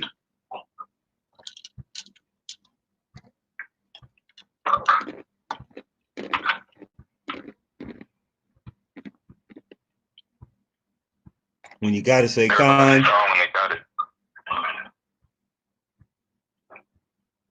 when you gotta say con.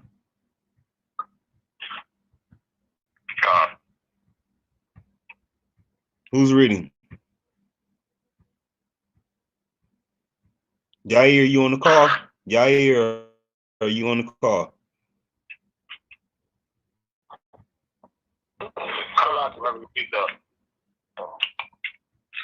I couldn't hear you. Say that again, brother. Con, I'm grabbing the precept right now. Con. Can you change right after? I got it. Con, This is go the ahead. book of James, chapter 1, verse 3. Knowing this, that the trying of your faith worketh patience. Verse 4. But let patience have her perfect work, Let patience have her Salakia. Let patience have her perfect work. Give it time, Israel. He's so quick to rush things. He's so quick to make it happen when we want it to happen. Give it time, Israel. Wait for the Most High to work. Allow his plan to go through the way he wants it to go. You are wasting your time thinking you're going to rush the Most High. You gotta get the Most High to rush, and he's gonna rush your death. Slow down, Israel. Israel, it's like whoever that is, mute your phone. Somebody texting, need to mute. Slack you. Slow down, Israel. Slow down. Understand this, that what I'm saying to you right now. There is no rush for you. The kingdom waits for you. There's no rush for you to get heaven on earth, as the Christian would say. There's no rush for that. The Most High has a plan for you to get that.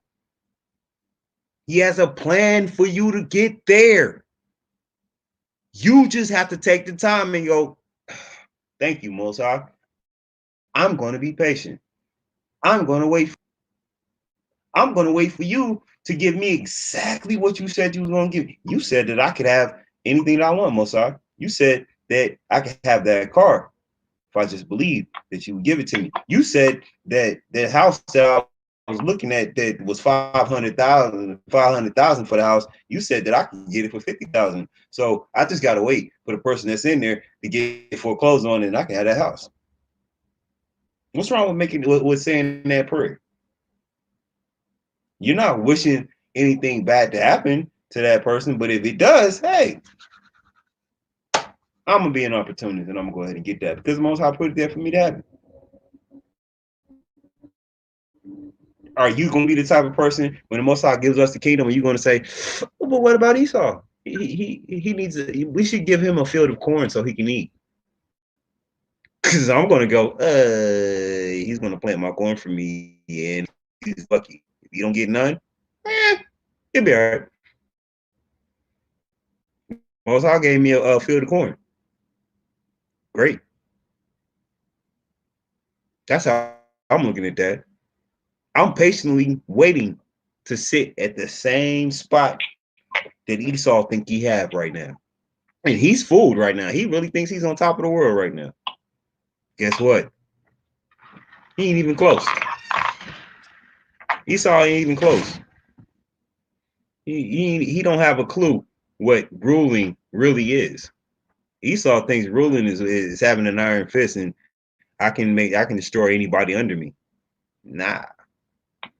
Israel, when it's your turn, you want to show what real rulership is. You're going to show what your brother means. Show that, hey, I can be a just ruler.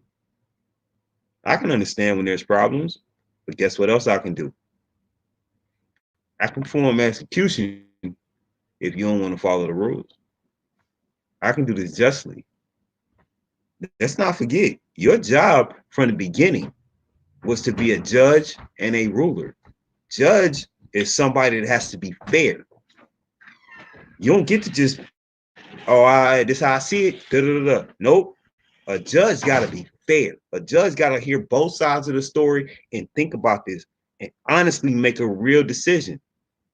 No judge is looking at this and going, well, you know what I'm saying? I like that guy. You know what I'm saying? His argument was kind of fire. He good with the precepts. You know what I'm saying?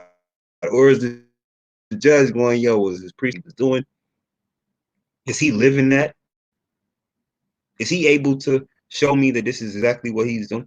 Okay, well, you know what I'm saying? He presented enough evidence. Then hear the other side. No, you don't have much evidence as it. This is my ruling. Your job is not to, you're not going to be in rulership just to be in ruling that the heathen does right now. Israel, you're a fool if you think that the Most High is going to put you in rulership for you to turn around and just be hellish. Yes, we're going to punish the heathen. Yes, we are going to punish.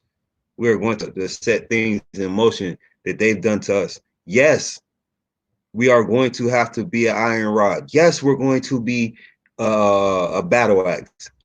Yeah, all those things are true. But you are not going to have to, you are not going to spend your time ruling all the time, cutting off Esau's head. You a fool if you think that's that. If that is, then I'm gonna get bored after a while. I know I'm gonna get bored.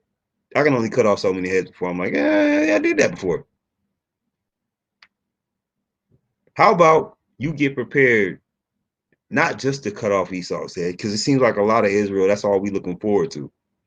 Just the destruction of Esau. How about you start getting prepared for what comes after the destruction of Esau? What comes after the destruction of the other nation? What comes after the 2/3 have to die? Because it's our hope and prayer that all Israel will be saved, whether or whether they make it to the kingdom through the same way we get through. All right. But what comes after that? Somebody's got to rule. Somebody's got to the lead at that point. You're gonna spend your time running around here. Oh, I can't wait to find an Edomite to cut his head off, or you're gonna use that time to teach, to make sure that your brothers understand. All right, this already. Now we're showing them something different. Now we're going to follow the law, statutes, and commandments. Because if we do this properly, we don't have to put our hands on everybody. And naturally got to follow. We forget that part too. If we would have did this properly, we never would have had to put our hands on any, period. And this is coming from somebody who, hey, like I said, I like to make my forehead hard. But if we would have done what we were asked to do in the beginning, none of this would be happening right now. Our forefathers set us in motion for this. And this is what the Most High, if you want to be honest, this is what the Most High wanted. This is what he wanted. This is a more powerful message than if we just did it correctly. We failed. Every other nation gets to see us fail. Every other nation gets to see us come back and be restored. They don't get to see just our destruction and downfall. We get to be restored. You're getting put back into your place, Israel. You're not going to be told, oh, well, hey, yeah, I mean, I liked you, but hey, sorry. I'm gonna go with these guys over here. You know those pale skin? Yeah, they were cool. The Most High ain't finna do that. You finna walk into Israel, and he gonna go, is this Esau? This the Esau, the Edomite that put you behind bars and you were innocent? Yeah. So what would you like to do to this Edomite? Me? Put him in my field, Most High. I'm gonna go ahead and put him in the field. As the Adawan would say, he's gonna live an hour away from me, and he's gonna work 20 hours a day. He's an hour, and he's gonna kiss his family, and he's gonna turn around and come right back to work. Got that heart, Israel? No, I do. Con, go ahead. I got a precept for patience. The point that you was making on patience. Who's this? Malachi? No, not. Shalom, Malachi. Go ahead. The book of Sirach, chapter 20 and verse 32. Necessary patience in seeking the Lord is better than he that leadeth his life. Con, go ahead and break it down for me. So, like the brother is saying, that we got to have patience, Israel. And we know that patience is a trait. Patience and long suffering is a trait that the Most High has especially with us, seeing as that, we've been through so many captivities, not, keeping his commandments, his law, statutes, commandments, not coming back to him. And we know what that guide is. That guide that we have for our lives is the law, statutes, and commandments. So it's saying that the necessary patience is in seeking the Lord is better than, those who live without that guide, that live without that knowledge of having the law, statutes, and commandments. That's right. The water, brother. Can I get somebody to give me Ecclesiastes 9 and 11? Israel, we almost done. Can I get Ecclesiastes 9 and 11?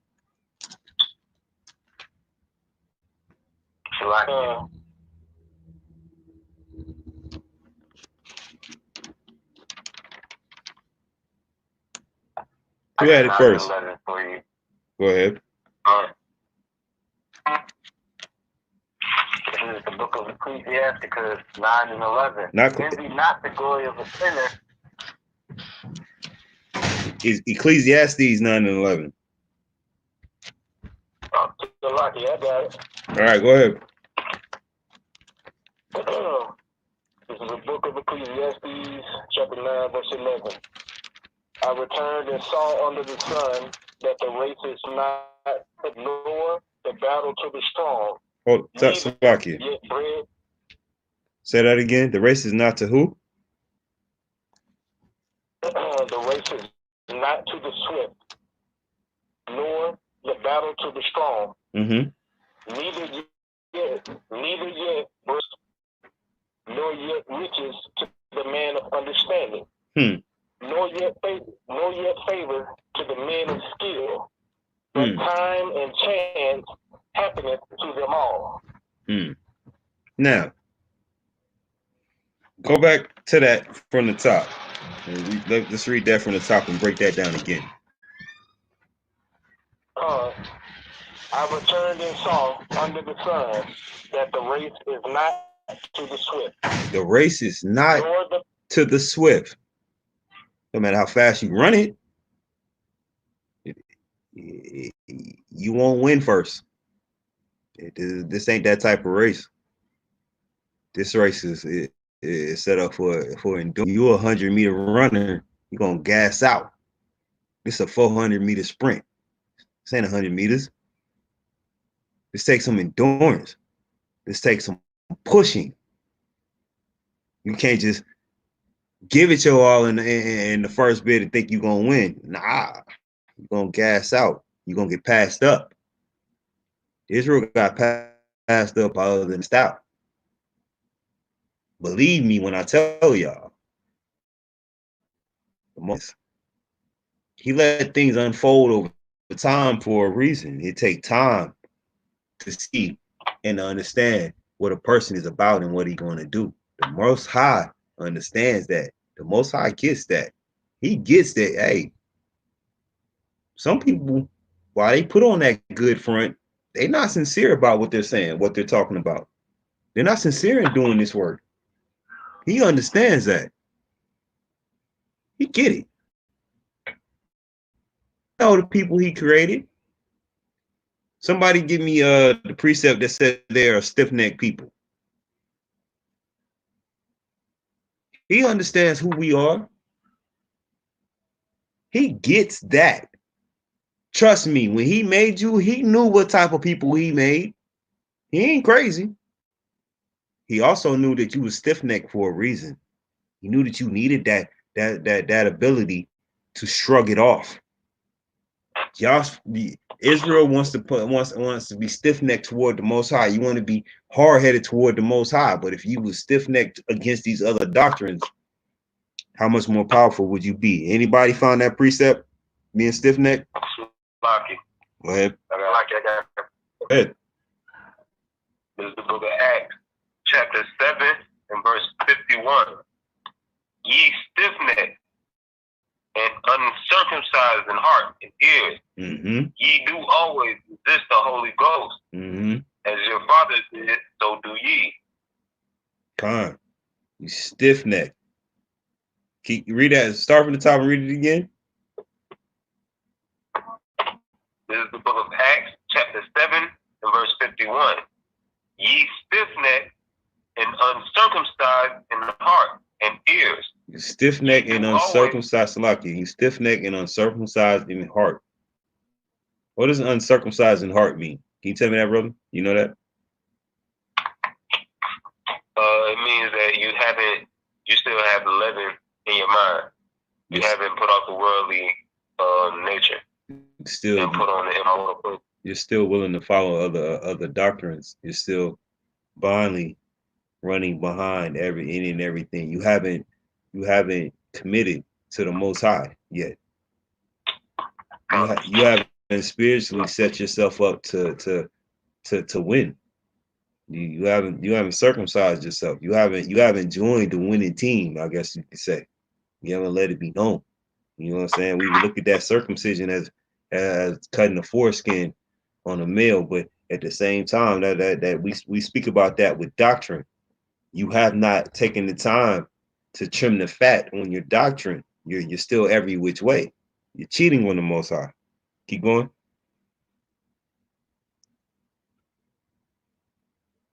Keep reading. Ye do always resist the Holy Ghost as your fathers did, so do ye. You resist the Holy Ghost. Oh, that's good right there. You resist the Holy Ghost.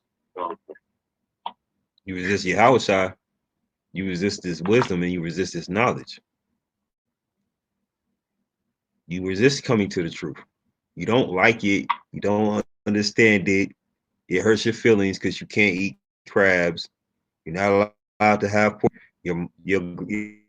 Your grandma made pork chop. It was the best thing you ever had in your life, and you just knew for a fact that for the rest of your life you was gonna eat pork chop sandwiches with a little bit of hot sauce and some mustard on it, and that was gonna be your life. And you could eat shrimp and steak and lobster tail with your steak, and you was gonna be good. But then at the same time, Shalom. Thank you. We appreciate your donation. Hopefully after this COVID situation is over, you can come feast with us. We appreciate that. But we spend a lot of time in Israel. A lot of time in Israel, we don't appreciate the Most High for what he does give us and the blessings that we have. We don't look at it and we don't understand it at all. We don't care.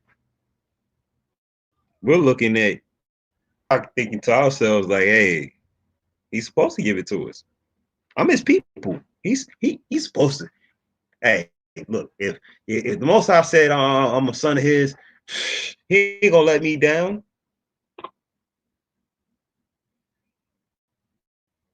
Please, when I tell y'all this, it don't matter how high up in rank you get in Israel, the Most High gotta act ready to chop your legs right out from under you quickly and in a hurry. If you ain't ready to endure, if you ain't ready on suffering, matter of fact, let me just read this. This is the definition. I looked up the definition of what long suffering was. And it is having and showing patience in, hold on. It is patience in spite of troubles, especially those caused by other people. You mean to tell me Israel ain't long suffering? I had somebody on Facebook try to debate me and fuss at me about the 400-year prophecy. First of all, I didn't bring that up. I'm not going to debate you about something that I didn't bring up. And second of all, if Israel has been dealing with 400 years of being told what to do, we're not in control. I can't change my situation. If I have to debate you on whether or not Israel in America right now is suffering, then I'm going to tell you right now, stop messaging me. Stop talking to me. Don't ask me any more questions. Because you're not going to like me having to sit here and break down why it is that you have Israel getting gunned down in the streets. You ain't going to like it if you're an Israelite or if you're a black male and you talk to me. Because I'm not finna blame it all on Esau. I'm finna tell you off the rip. We're getting killed because we kill each other. Esau kills us because we make it okay to kill each other. Because we ain't got enough common sense to sit up and say, hey, look here. Stop with the... Ain't enough grown men in Israel standing around going, hey, man, we don't stop these little OGs from killing each other. Ain't gonna be no more. Ain't gonna be no little more. Ain't no more little gangsters to shoot each other. They're gonna kill all of them. Because as they kill themselves, they're not thinking about the fact that when they kill each other, Esau comes in and he kills one extra gang member every time, and then he blames. He tells, oh, yeah, this gang killed him. They don't think about that. Tell me what part of Israel is thinking about Esau coming into Chicago and dumping guns in warehouses. What part of Israel is looking at Atlanta and going, how are they making these drug busts in the middle of Decatur if these guys don't have planes, they don't have boats? Where are they getting all these drugs from? How is this able to go down in the middle of your neighborhoods? Because you allow it to go down in the middle of your neighborhood. You know who the drug dealer is. You know who the head gang member is in your neighborhood. Some of you were in that same gang. You know who to go talk to. The problem is you guys don't have the food to go do it. Some of y'all are the same ones on Facebook scoffing right now. Some of y'all are the same ones trashing camps right now.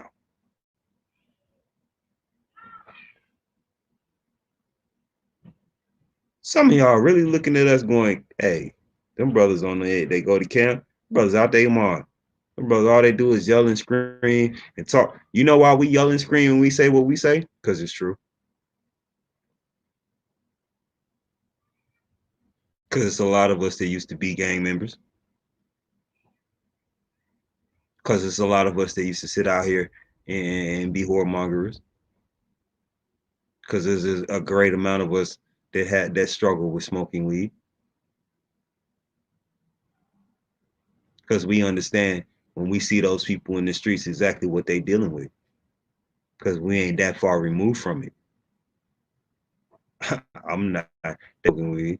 I'm not that far removed from being drunk, being a drunkard in the daytime. Name any sin that's quoted in the Bible. And I'll be the first person to tell you whether or not I actually did it. I won't have to wait for somebody else. Because that's the part of my humility that the Most High has been teaching me. I am never going to be able to reach anybody where I came from in my own issues, what I'm capable of. That was the whole point of my lesson, Israel. To teach you to able to endure, please look at yourself first. There is no endurance. There is no making it to the end of this, Israel, if we don't understand who we are, where we started, and how we got here. There's no loving. You can sit here and say you love the Most High and Yahweh all you want to, but if you don't, we got here to this point, and why the Most High and Yahweh are so important to us in this day, you're just running your mouth and bumping your gums. You don't understand how to keep these laws, statutes, and commandments. Hold on just 1 second. You don't understand how to keep these laws, statutes, and commandments. If you don't understand that we should be getting ready to preparing ourselves, getting 11 out of your house, getting ready for the Passover. And we read scripts. If you read Matthew 4, you understand at the beginning of Matthew 4 tells you that these brothers are about to celebrate Passover, man. Now, ask a Christian what what holiday they about to celebrate. I guarantee you they're gonna tell you Easter. And ask them what holiday was the Most High celebrating at the Last Supper, and they're gonna look at you dumbfounded. What do you mean? They was eating, nah. They were just eating. Just having a good time, getting drunk. No, you know how brothers do. No, they were celebrating a feast. They were doing what they were commanded to do. Israel, how long is it going to be before you do what you're commanded to do? How long is it going to be before you decide that, you know what, you need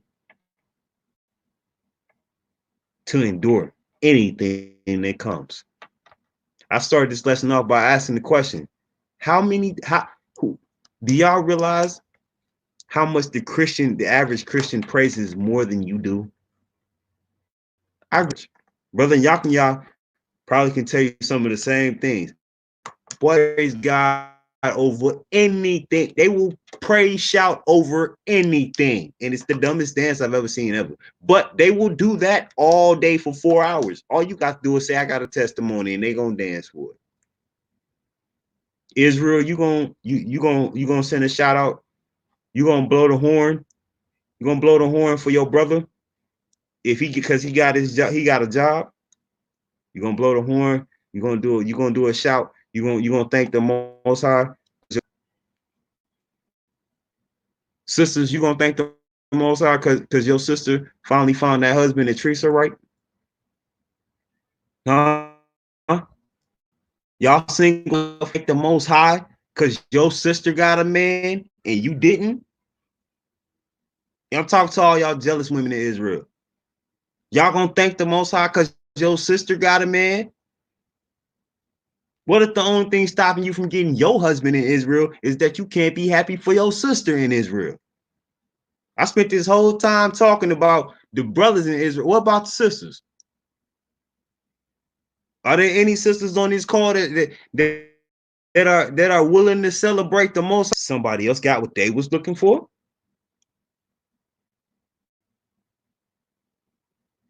That's an honest question. The water says. That's an honest question. I find myself daily having to look at the things that I want, and I feel like I'm getting, and then I see other Israelites getting them. And I have to ask myself, man, is the Most High playing a game with me, or is that brother better at what I'm trying to do, or is he more deserving than I am? Do I have a right to be upset because the Most High gave it to him, or should I be happy and elated? I choose to be happy. I choose to endure. I choose to make sure that any to help my brother get any business he has off the ground, anything that he endeavors to do, I choose to do that with a smile on my face. Why? The service that he's offering.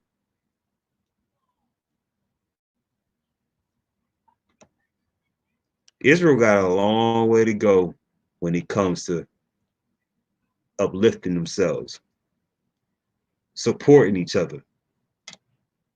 The camp bashing got to stop. Other camps got to go.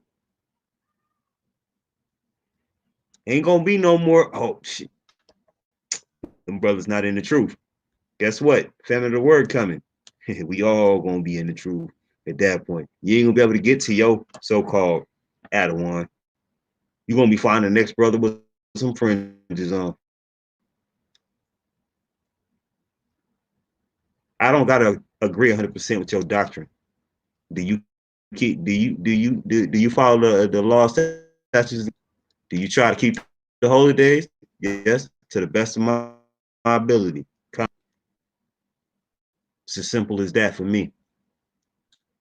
Israel, I implore you to start praying to the Most High that He gives you wisdom, that He gives you the understanding to not want to fight with your brothers anymore. to start uplifting your brothers. Looking at your brothers and understanding, hey, he got something going right here. There are brothers in my camp right now that are younger than me by 10 years or more. And I see these brothers learning and growing and teaching every day. And it motivates me to get on here and start doing more lessons every time I see them on here. And I'm gonna give my brother a shout out to my brother Jacobez. Shout out to my brother Malachi for the work they putting in and being young brothers and not being afraid to get on here and teach people that's twice their age and stuck in their ways. I salute them brothers for that. Huh. Salute y'all. Y'all keep pushing that word.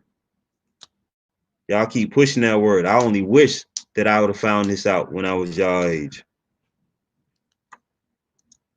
Y'all are inspiration to me and other brothers. And I don't mean to blast y'all out in the middle of the call, but y'all deserve that. You're an inspiration to me and other brothers behind y'all that's looking at y'all. Keep pushing hard, Doc. And with that, I'm gonna say shalom, all praises to Israel. That's my lesson for tonight. I hope you guys were encouraged to endure and to be the best that you can be. Perseverance, long suffering, toughness, patience, wisdom, encouragement, humility, and faith to endure. You need all those ingredients to make it through. And with that, I'm gonna say shalom. If you have any questions about the lesson, we'll take those now. And after that, then we'll take any other lessons, any other questions. Shalom. Shalom. Shalom. Shalom. Shalom. Shalom. Khan. Thank you, Adawan. Are there any questions? Appreciate it. Are they off? We'll start the call. Like you, brother. Go ahead.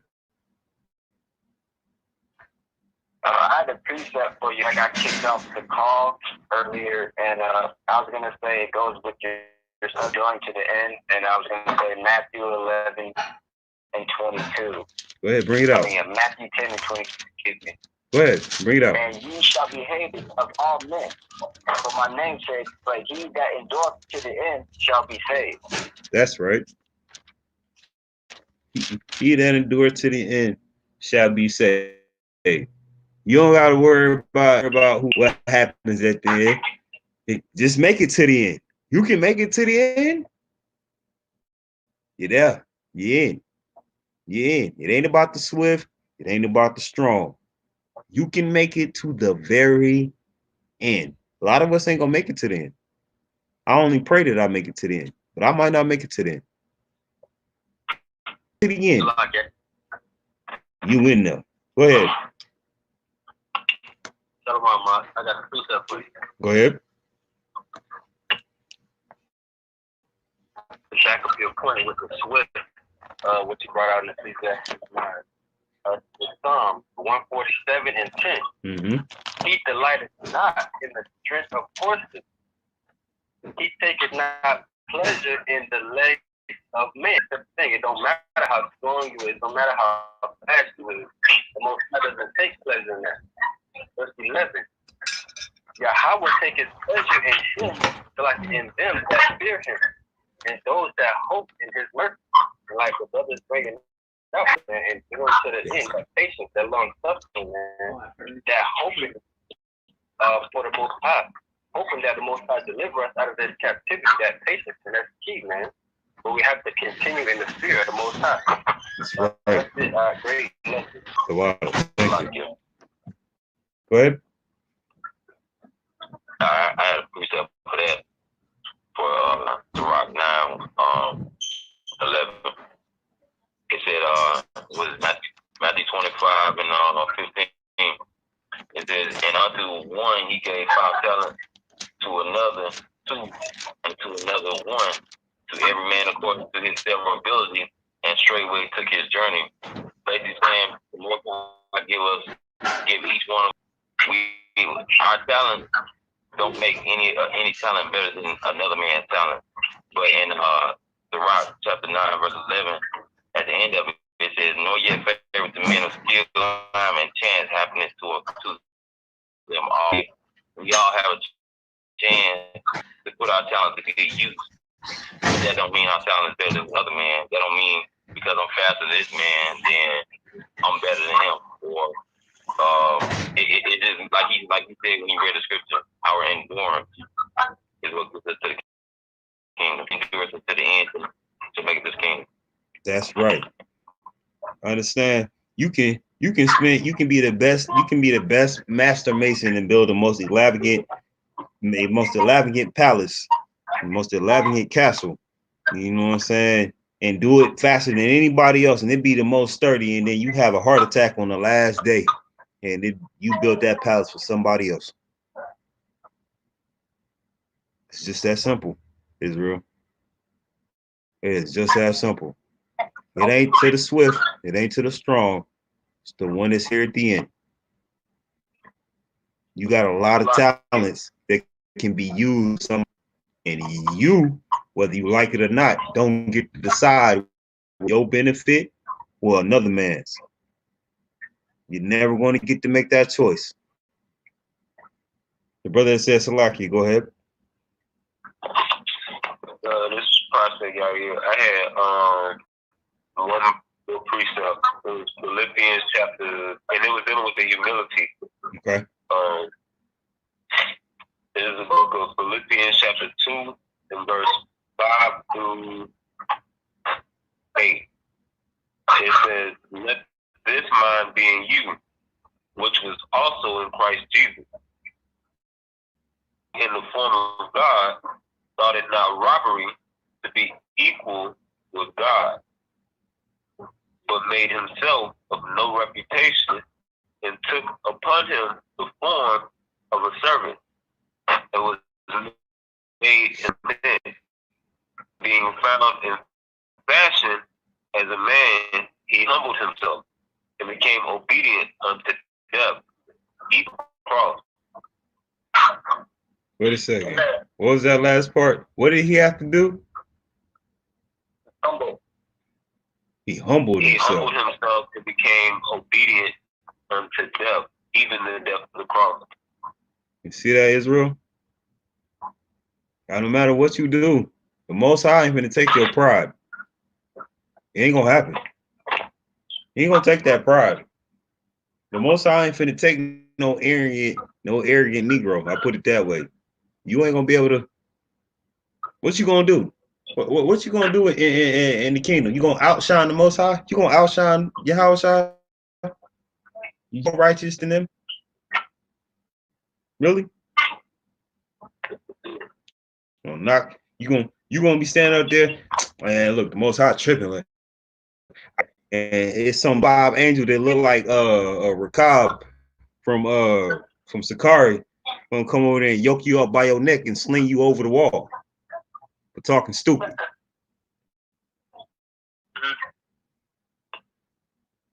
Humility goes a long way, Israel. A long way. Having humility could save your job if y'all don't understand that. The ability to not throw out "I'm an Israel" every day, all day, can actually save your job, Israel. They only in the scriptures that say you gotta profess. Oh, I'm gonna wear my fringes. I'm gonna no. It tells you to live peaceably with all men. So if you go to work and you got a boss that don't like the Hebrew Israelite doctrine, you a fool to walk in there with your fringes on and just tempt him every day. You're supposed to live peaceably with all men, man. Put your seats on and go in there, do your job to the best of your ability, and stay out of everybody's way until you can find your fringes every day and not have to worry about all that. Don't go in there causing contention at your job. Stupid. Show some humility. Show that you use your brain. You got kids to feed. How you gonna feed your kids? You in there showing out. You got to go home and tell your kids, I got fired. Why? Because I wanted to be Israel. I was top. So now your son looking at you like, does your top Israelite status put some chicken on the table? Because I'm hungry, Daddy. You couldn't just be quiet for maybe 30 more minutes in that meeting, Daddy? Humility goes a long way. Are there any other questions, any other precepts that want to be brought out before I turn this over to Adawan Yawar? Is there any other precepts or any other questions? Go ahead. You got a precept. Go ahead. This is direct 2, verse 1. My son, if thou come to serve the Lord, prepare thy soul for temptation. Set thy heart aright, and constantly, and endure. Make not haste in time of trouble. Cleave unto him, and depart not away, as be increased at thy last end. Is it Soldier Barnabas? God. All right, well, Brent, expound on that for me then. And basically, we started off here with endurance. Once you come into this truth, you you got to know that a lot of things gonna be coming to you. A lot of hard times gonna come, in your face, and to try to kind of throw you off. But you got to stay focused. You got to stay, 10 toes down. In the midst of everything. You've been talking about giving praise in the midst of adversity. Even when there was in the fire, there was giving praise. And this is what we have to do, as Israel. Once we come back to what we need to be doing according to what the Bible says. According to the Lord. That's right. So that we always have to be prepared and prepare our hearts. For those type of times. That's right. And also when that times comes, we have to be patient in that time. So don't be hasty, to kind of get out of that trouble, because everything is for a reason. You have to learn from it. So don't be in a rush to get out of it. Learn from what's going on and pay attention, because you can miss that lesson if you ain't paying attention. Right. So, that's being humble. That's right. The water, brother. The water, Black Native. Yes, we are still in our land, in the land of our captivity. We haven't made it out of here yet. We still have not been sent home yet. We still have more work to do. We still have more. There's still something lacking. We haven't met the quota yet, I guess you could say. Yahweh and Yahweh haven't deemed it fit to take us home yet. We have to endure a little bit longer. We have to stand on what we believe a little bit longer. We got to go fishing a little bit longer. We have to be ready to give everything. Barak 2 and 30. Yep, I had that in my notes. We have to get ready for everything so that we can receive everything from the Most High. We don't serve a God. We don't serve a power us whatever we want because we want it. We serve a power that gives us what we need after we earn it. That's a different. The Christian church thinks that they could just, I praise Yahweh or praise God. And yeah, I shook on the ground for 5 minutes and I drooled all over myself. And Most High's going to pay my rent. Meanwhile, the Most High was sitting there looking, fool. I gave you your rent and you gave it to the pastor. Guess who's getting kicked out this week? Got a lot of things to learn, Israel. I have Christian parents, and every week when they come home from church on Sunday, they want to tell me about the sermon. And I have to ask them questions about the sermon. And I have to do it in a respectful way. Because my parents, as they claim, while they eat their pork chops and talk to me about it, my parents love the Most High. While my dad constantly shaves his beard off and doesn't wear any fringes. My parents love everything that's happening right now. My father told me it's a beautiful thing because this COVID-19 is going to make us love each other again. It was everything I could do not to laugh and fall on the floor and up his face. COVID-19 keeps going the way it's going. It's going to cause people to go back to their own. That means black people are going to love black people again. White people are only going to deal with white people again. Native Americans are only going to want to be around you. Hispanics are going to think, oh, we're not the same as these African Americans. We're just going to hang around them again. It's a totally different thing. It's something that if you want to think about it, you want to be technical, Israel, most of us are not prepared to have to go back onto our own people. We're in Israel aren't even prepared to only be able to deal with and associate with our own people on a regular and daily basis. Please explain to me I want to know how many of y'all on this call right now or in this chat are ready to only have a barter system where you trading goats and chickens and whatever else with Israel only. You're not dealing with Esau. Somebody, if you ready for that, put a 2 in the chat.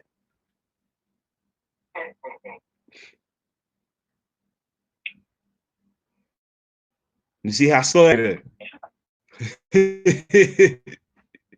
who ready to deal with their people only? Y'all know how your people is. Look at it.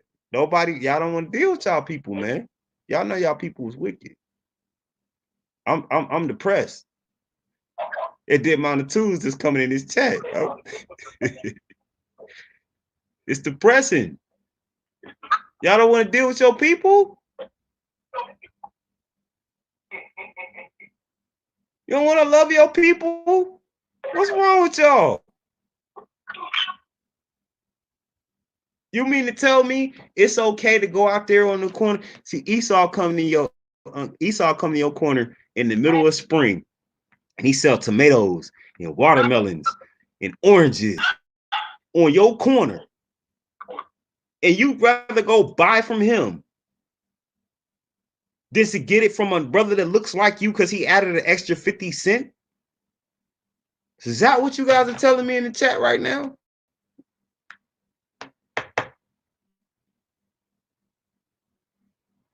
Clearly, y'all don't get what it takes to get to.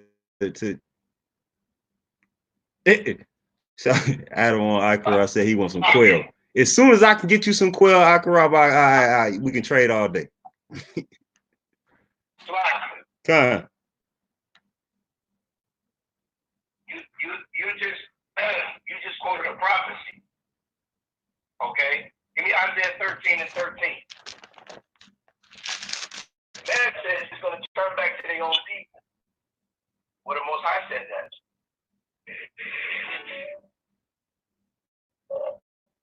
Isaiah 13:13. Read. This is the book of Isaiah, chapter 13, verse 13. Therefore, I will shake the heavens, and the earth shall remove out of her place, and in the wrath of the Lord of hosts, and in the day of his fierce anger. Come on. And it shall be as the chase roe, and as the sheep that no man taketh up. They shall every man turn to his own people, and flee every one into his own land. So that's future prophecy. Every man is going to turn back to his own people. All you coons out here trying to hold hands with Esau, trying to save them when ain't nobody asking you nothing about them. You know, in that day, Esau's going to reject you to go with the rest of you. Yes. Yeah. Oh, yes. God. Esau is going to reject you. You think Moab is going to let you come and seek refuge inside his hair store? Because you done been by life, he don't give a damn about you. He going to lock the door. You think Ishmael going to let you come into the convenience store? You've been calling him Muhammad and buying Lucy's? You think he going to, and condoms? You think Ishmael going to let you come and lock the door? Every man is going to go with his own people. And then you're going to find we are all we have ever had. That's right. You're going to realize that I've been treating my people like garbage. The women been less than kings, and the women like whores. Brothers been treating brothers like licks, man. I've seen a video today of a big burly dude choking this dude out on the bus because the dude didn't pay his bus fare. And he's choking the dude out and stomping him out, saying, you effing up my money, bro. And he's beating this dude like he stole something. When really the dude got on to get uptown, he ain't had no money. It could have been worked out between him and the bus driver, but the bus driver wouldn't pull off. So this dude gets up and he beats this other black man like he stole something, man. And I went right to the comments and put, you niggas will only do this to each other. If the white man spits on your daughter, you won't do nothing but filming with your phone. You suckers. Y'all don't have this aggression and anger towards the other nation. I put the video up last week. Moab choked the sister out, karate kicked her, slammed her to the floor. And on that Saturday, it was 100 black women outside trying to get half-price weed. Y'all remember that? But Eve, I will watch a slap contest earlier on Facebook. Eve will rip Eve's face off in brick. We got all that anger and animosity towards our own people, but we don't act like that with the other nations, man. Well, the Most High said, I got a trick for you. In the day of the Lord, all these their own people. Jake, in that time period, all you will have is the rest of your brothers and sisters, man. Y'all gonna learn to talk. You women gonna learn to treat the men better. You men gonna learn to treat the women better. You children gonna listen to your parents. You men, you gonna see your brother and you go and how worthless his life is to you, it's going to transfer over. And the other nations will seem like that to you. Even you coons. You can't do nothing when the Most High put his spirit in the earth. Even you're going to be changed. But in that day, all of us who've been out here diligently trying to serve Yahweh Shem Shine, diligently working on our relationships, diligently working on teaching our children, diligently restoring friendships between brothers who we have lost because we fear God, we're going to be on another level in that day. But not to be judges. Some of you are not ready for spiritual power. Most High give you spiritual power, you're going to use it to kill your own brother. That's right. I watched Israelite camps talk about our people like garbage, man. But didn't make allowances for the other nations. I'm gonna have me an Edomite woman. I'm gonna have me a Moabite woman. But when the black woman is rebellious in front of the camp, the Most High gonna kill you, nigga women. The Most High gonna burn you alive, and all that anger. I understand it, but at the same time, why you don't have that energy towards the heathen who has destroyed you forever? It got to be some type of balance, man. So what you're seeing right now is the rebuilding of the house of David. That's what we doing. Brothers is being diplomatic. You come on a Sunday call with me and Benaiah and Kanal and the other brothers in the camp, Kwame and Ike and Eliel. And all the different brothers I didn't name, you come on a call, we reason for hours before we make a decision. We don't talk over each other. everybody out. If a brother disagrees, we don't get mad because he ain't giving us highway. And we come to the judgment. And it always works out good in our favor. Because we treat each other like kings, man. I've been in this camp 2 years now, and I have yet to see brothers fight. We don't talk about that. We don't talk about it. We don't bring that up. But that's an achievement for blacks been together. We've been in this camp for 2 years. I've never seen a fight. I've never seen a heated argument. Even when we disagree, it's respectfully. Nobody's insulting each other. Something slick to say under the breath. We don't do that to each other. So we have comfort when we keep company, man. Comfort. When we at a feast day, it's comfort. We really regret that we can't have Passover. It bothers me. Because I was planning on this Passover to be better than the last one. The last one was it bothers me. And we're doing it for y'all's sake. And hopefully, the new moon that follows this Passover, we can make up for it. Because we haven't kept the new moon properly in a while. Not to say we haven't kept it properly, we've been humble with the new moon. But we want to enjoy our brotherhood. That level of happiness we can't duplicate. We can't replicate it out in the world. You know? So if y'all hang in there, we're going to make it up for Passover. You know, this was the most high sending this plague into the earth to humble down the nation. Moab, you had to be humble. You filthy devil. Esau, you got to be humble. You're a first world nation, and look at how pathetic your hospitals are. You're a first world country, and you don't have enough masks. Your employees, you don't have enough respirators. Where's your pride? That's the most time saying, come down and sit in the dust. You got brothers and sisters that say, yo, man, Christmas is canceled. It's over with. Stay in the house. We come out 2 months from now. But you got us, and we saying, look, man, we got to go serve the Most High. And I got no brother telling me we ain't doing it, and we going to do it. I had a brother tell me, and not to brag, but I never heard nothing like it. The brother said, go to Paris and get sick. That's the way I want to go out. I had to think about what I'm doing. I had to go back, sit down. Am I a good leader? Because I got a brother like that talking like that. Am I a good leader? I had to check myself. I had to do a gut check. That's what we trying to do, man. And I told you the best thing I got is how should I come back? That's over. Or we at camp. The best thing that can happen when you have children is in the midst of doing something they parents.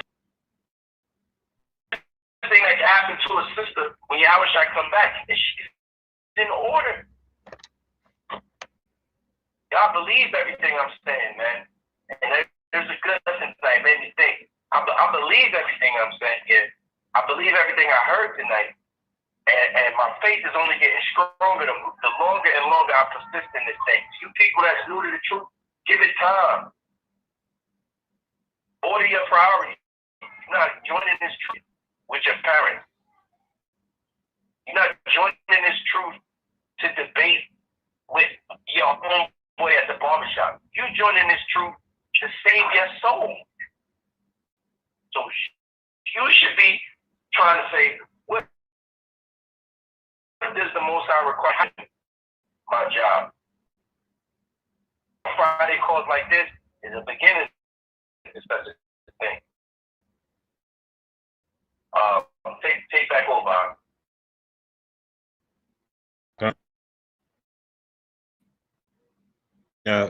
Understand saying to you, you can't you're not going to be satisfied, and you have to get to the point where you understand, like, to do is real.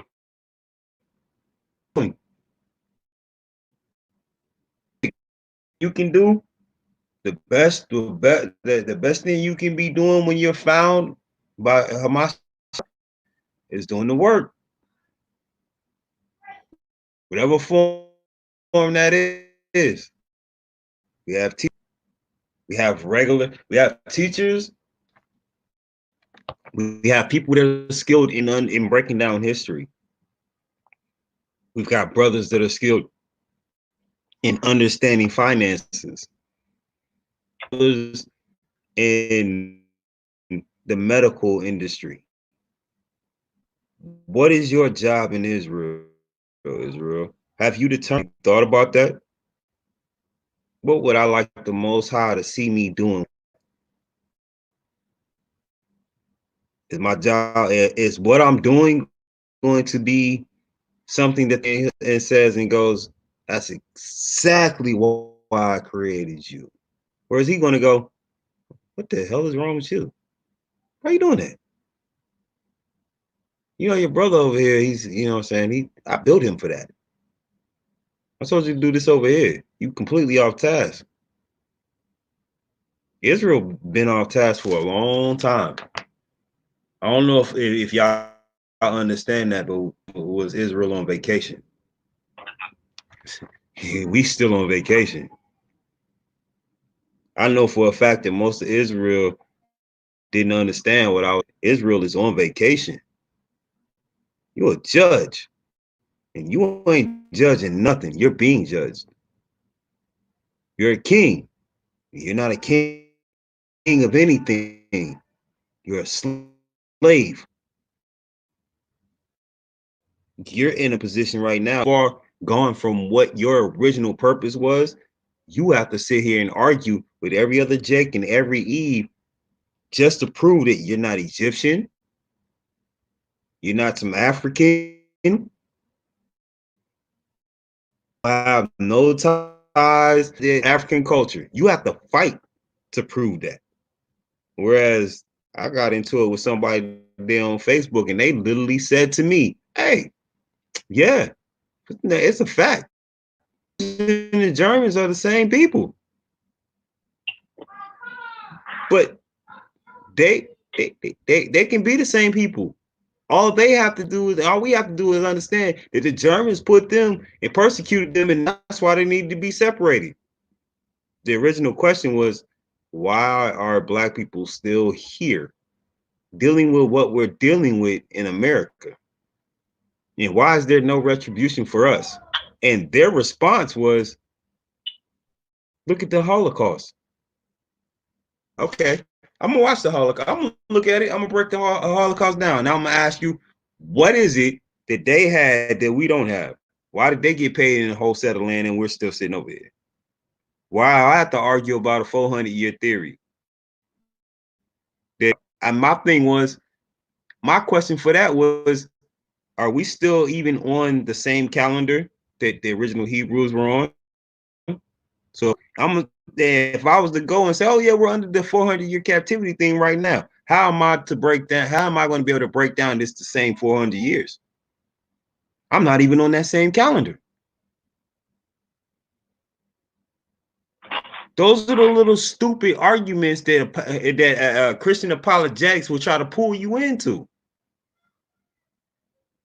They can't answer any of these questions. Why does the Bible say that we're going to be taken into slavery again? They're not going to answer that question. You know what they're going to tell you? Oh, that happened. You were put in slave ships and you went back to Egypt again. But then when you ask them, okay, show me where we was taken back in ships to Israel across Africa, and they can't show you that. But they're going to make sure that you understand, though. Man, we already been through that 400-year prophecy. We already did that. My contention is not, okay, we're doing it now. To me when the 400 years were and when exactly were we following the exact same calendar. Because I'm willing to bet a year right now in a year back in times of antiquity. Most of Israel you don't take the time to think that far when you arguing with a Christian. Don't take the time to think about what is a Christian's doctrine, apologetics doctrine when he talks to you. You are so quick to argue your point. I know this, I'm an Israelite because of this. What is the point of the person you are talking to? How you gonna help somebody if you don't know where they coming from? Israel, we deal with this on Saturdays all the time. You got to ask that person where he's come. What is his point before you break down any part of your doctrine? If you're not willing to do that, you're wasting your time, Israel. And to break down your doctrine, you got to self-evaluate first. Am I living this before I say this? Is this something that I can teach my kids and show them on a daily basis before I sit here and preach? You can't do this. You can't do that. Because I'm going to tell you, Israel is just like your average kid. If you can't show and prove, that kid ain't finna listen. Meaning, if I can't get my butt up and show, I'm not eating pork. I'm not eating crab. I'm not marring my beard with the edges of my beard. I'm not shaving my head.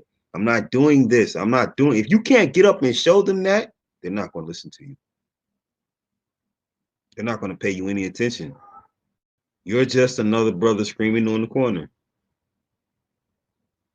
You have to be able to show and prove.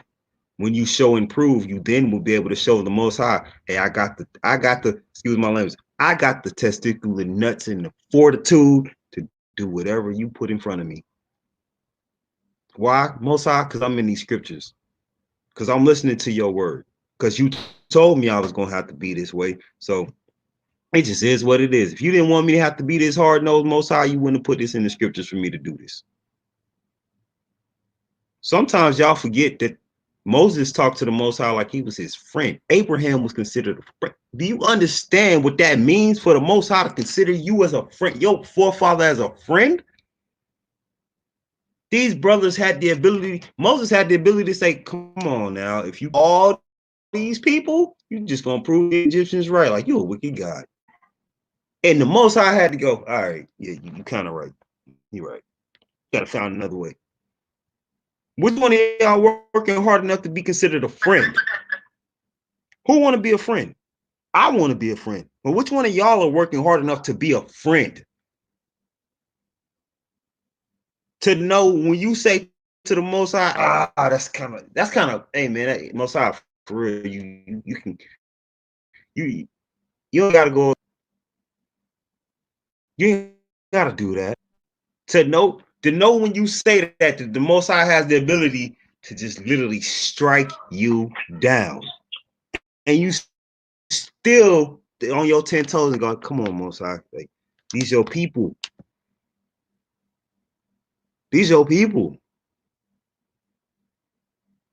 You gotta help. You gotta save. You gotta do something. Can we? I know I'm up here on this mountain with you, and this whole time they was making a golden calf, Most High, but please, come on, don't destroy them. They your people. You knew they were stiff necked. You chose them. You did that. Who willing to talk to the Most High like that? Or y'all scared? Y'all scared to talk to the Most High like you understand what he wants from you, to the Most High like you a friend of his. You scared to the Most High you scared to talk to the Most High like you believe he gonna give you what you ask for. That's what you scared of. You know why Moses talked to him like that? Because he believed it. Because he wasn't scared to say, hey, Most High, you said this was gonna happen, so hey man, you gotta do that. He wasn't the type of brother that was gonna go, maybe Most High listen to me if I say it this way, or nah, maybe I'm just be quiet. No, he just literally said what needed to be said. And he was honored by the Most High for that. I skipped over Genesis 32 in my lesson. do you understand that Jacob had to sit here and wrestle with an angel? Okay, I dislocated my shoulder one time. I can tell you, it was not pleasant. Have your hip dislocated and you still ran while your hip out of place? You can't stand on it, Israel. And this ain't a regular man. This ain't a regular man. This man got power. You can imagine that Jacob is wrestling at this point. He wrestling with a man that has the ability to pick him up, put him over his shoulder like this here, and backbreak him. Boom, boom. Throw him on the ground. And he know if I leg, I can snap my spine. So I ain't letting go. No, we're gonna be wrestling all night because I ain't taking that chance. And then to have that same angel look at him and go, for this, I honor you with this. Your name shall forever be changed. That's some perseverance for you. That's some endurance. That's taking the gut check to the stomach and saying, shit, that's all you got? Most High? You built me for this. Let's do it. Get there, Israel. I want this. Want to be there. Want to, you should want the Most High to look at you and go, hey, have you tried my servant Job? You should want your name in place of Job. Do you know how much faith and trust God had in Job to do the right thing and uphold him?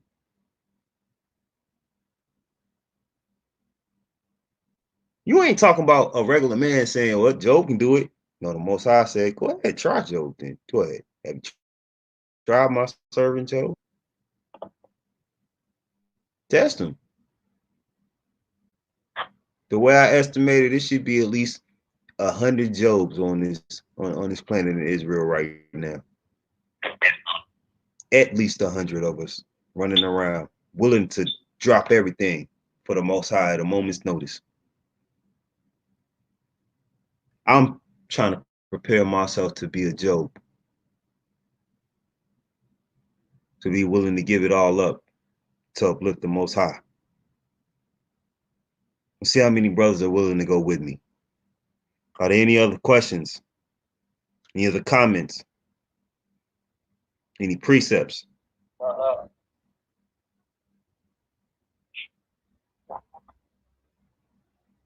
Anybody in the chat have anything that they want to ask? Any questions that don't pertain to the lesson at this point? Make no mistake. Hey, we happy. We can go ahead and get off of here and go enjoy the rest of our Sabbath.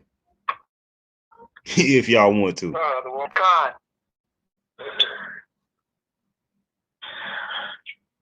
Everybody's good? Brother.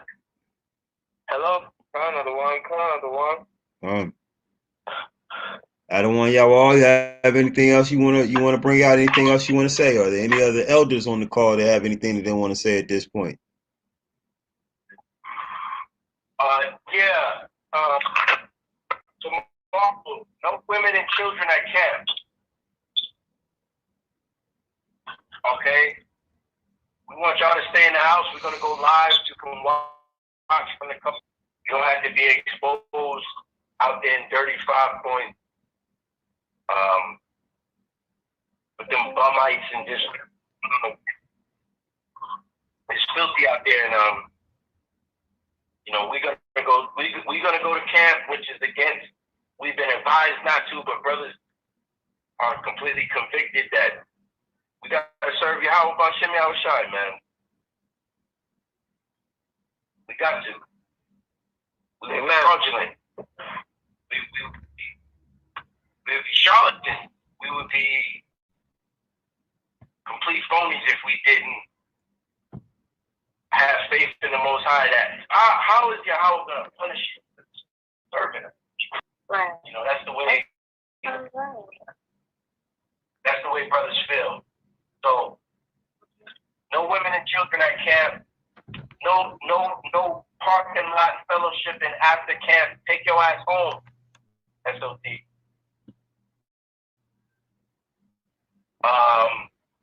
We're gonna greet each other without the handshake.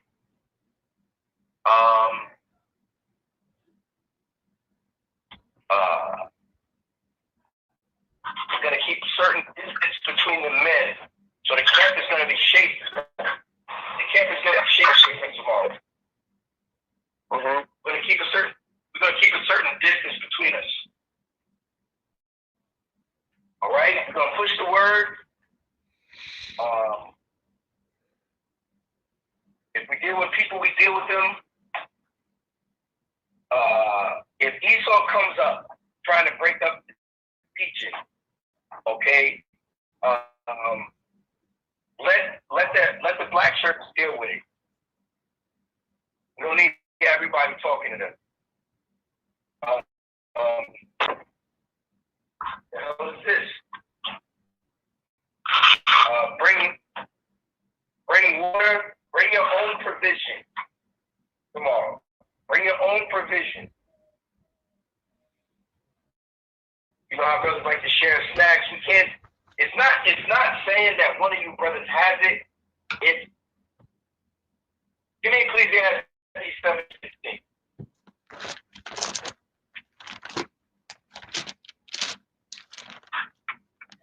Done.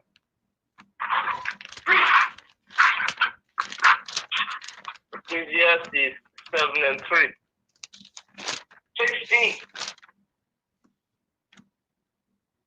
Ecclesiastes 7:16.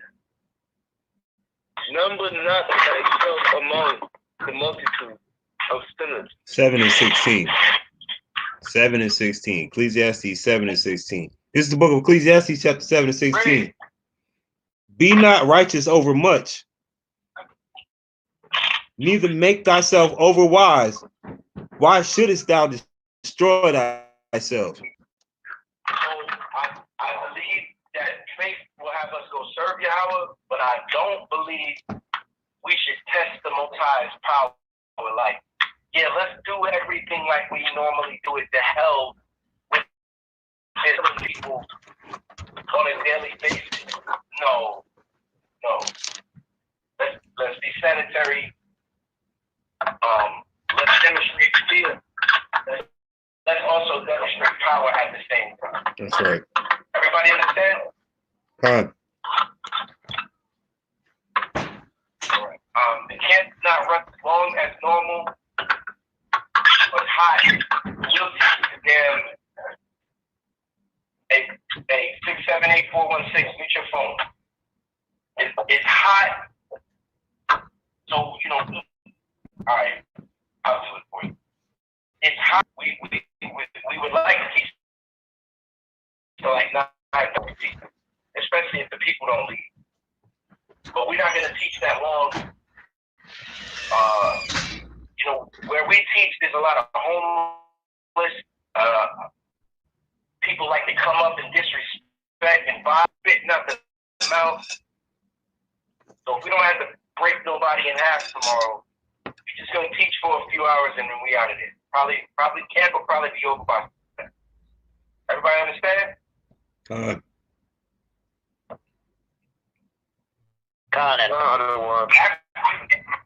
After you get home from camp, don't go out to eat after camp.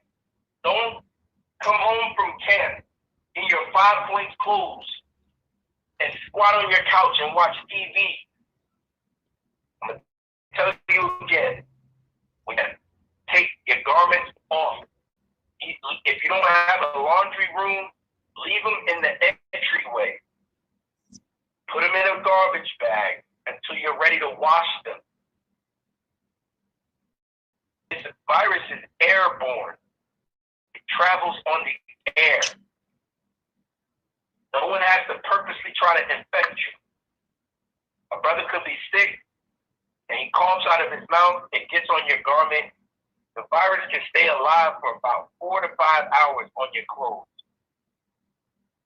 So it's not annoying. Yo, I gotta take a shower. Yo, I gotta wash my hands over and over. It's not annoying, brother. It's called not being over righteous. Take the precaution. You've been warned. So why not be careful? Live to see another day. The scripture says, why should thou destroy thyself? You can destroy yourself in pride and foolishness. So when you get home from camp, take your garments off, your gauntlet, your meat, leave it somewhere, let it sit out of the way of deal with it the next day. Let them possible microbes die with the power of Yahweh Shai and the grace that Yahweh give us through them. Same thing with your shoes. When you come in for 5 points, don't walk through your crib. Go straight in the refrigerator. Take your damn shoes off. Let them sit somewhere, man. All right? Take the extra precautions since we doing the extra labor and serving the Most High through this. So take the extra precaution to be cleanly and careful. Everybody understand? God. Gone at a one.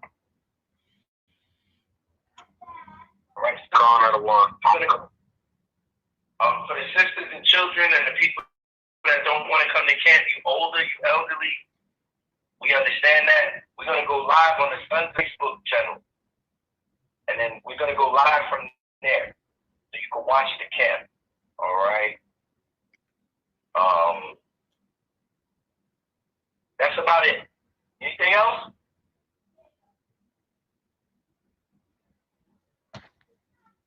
Okay. Yeah. So with that, and thanks to East, and thank the Most High. At this point, we're gonna end the live stream. Get on the call if y'all want to hear this part. Shalom, Israel. Shalom. Shalom. Israel.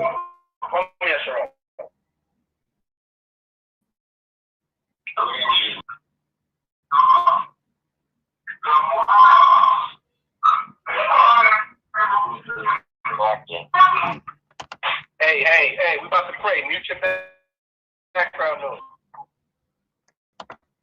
noise.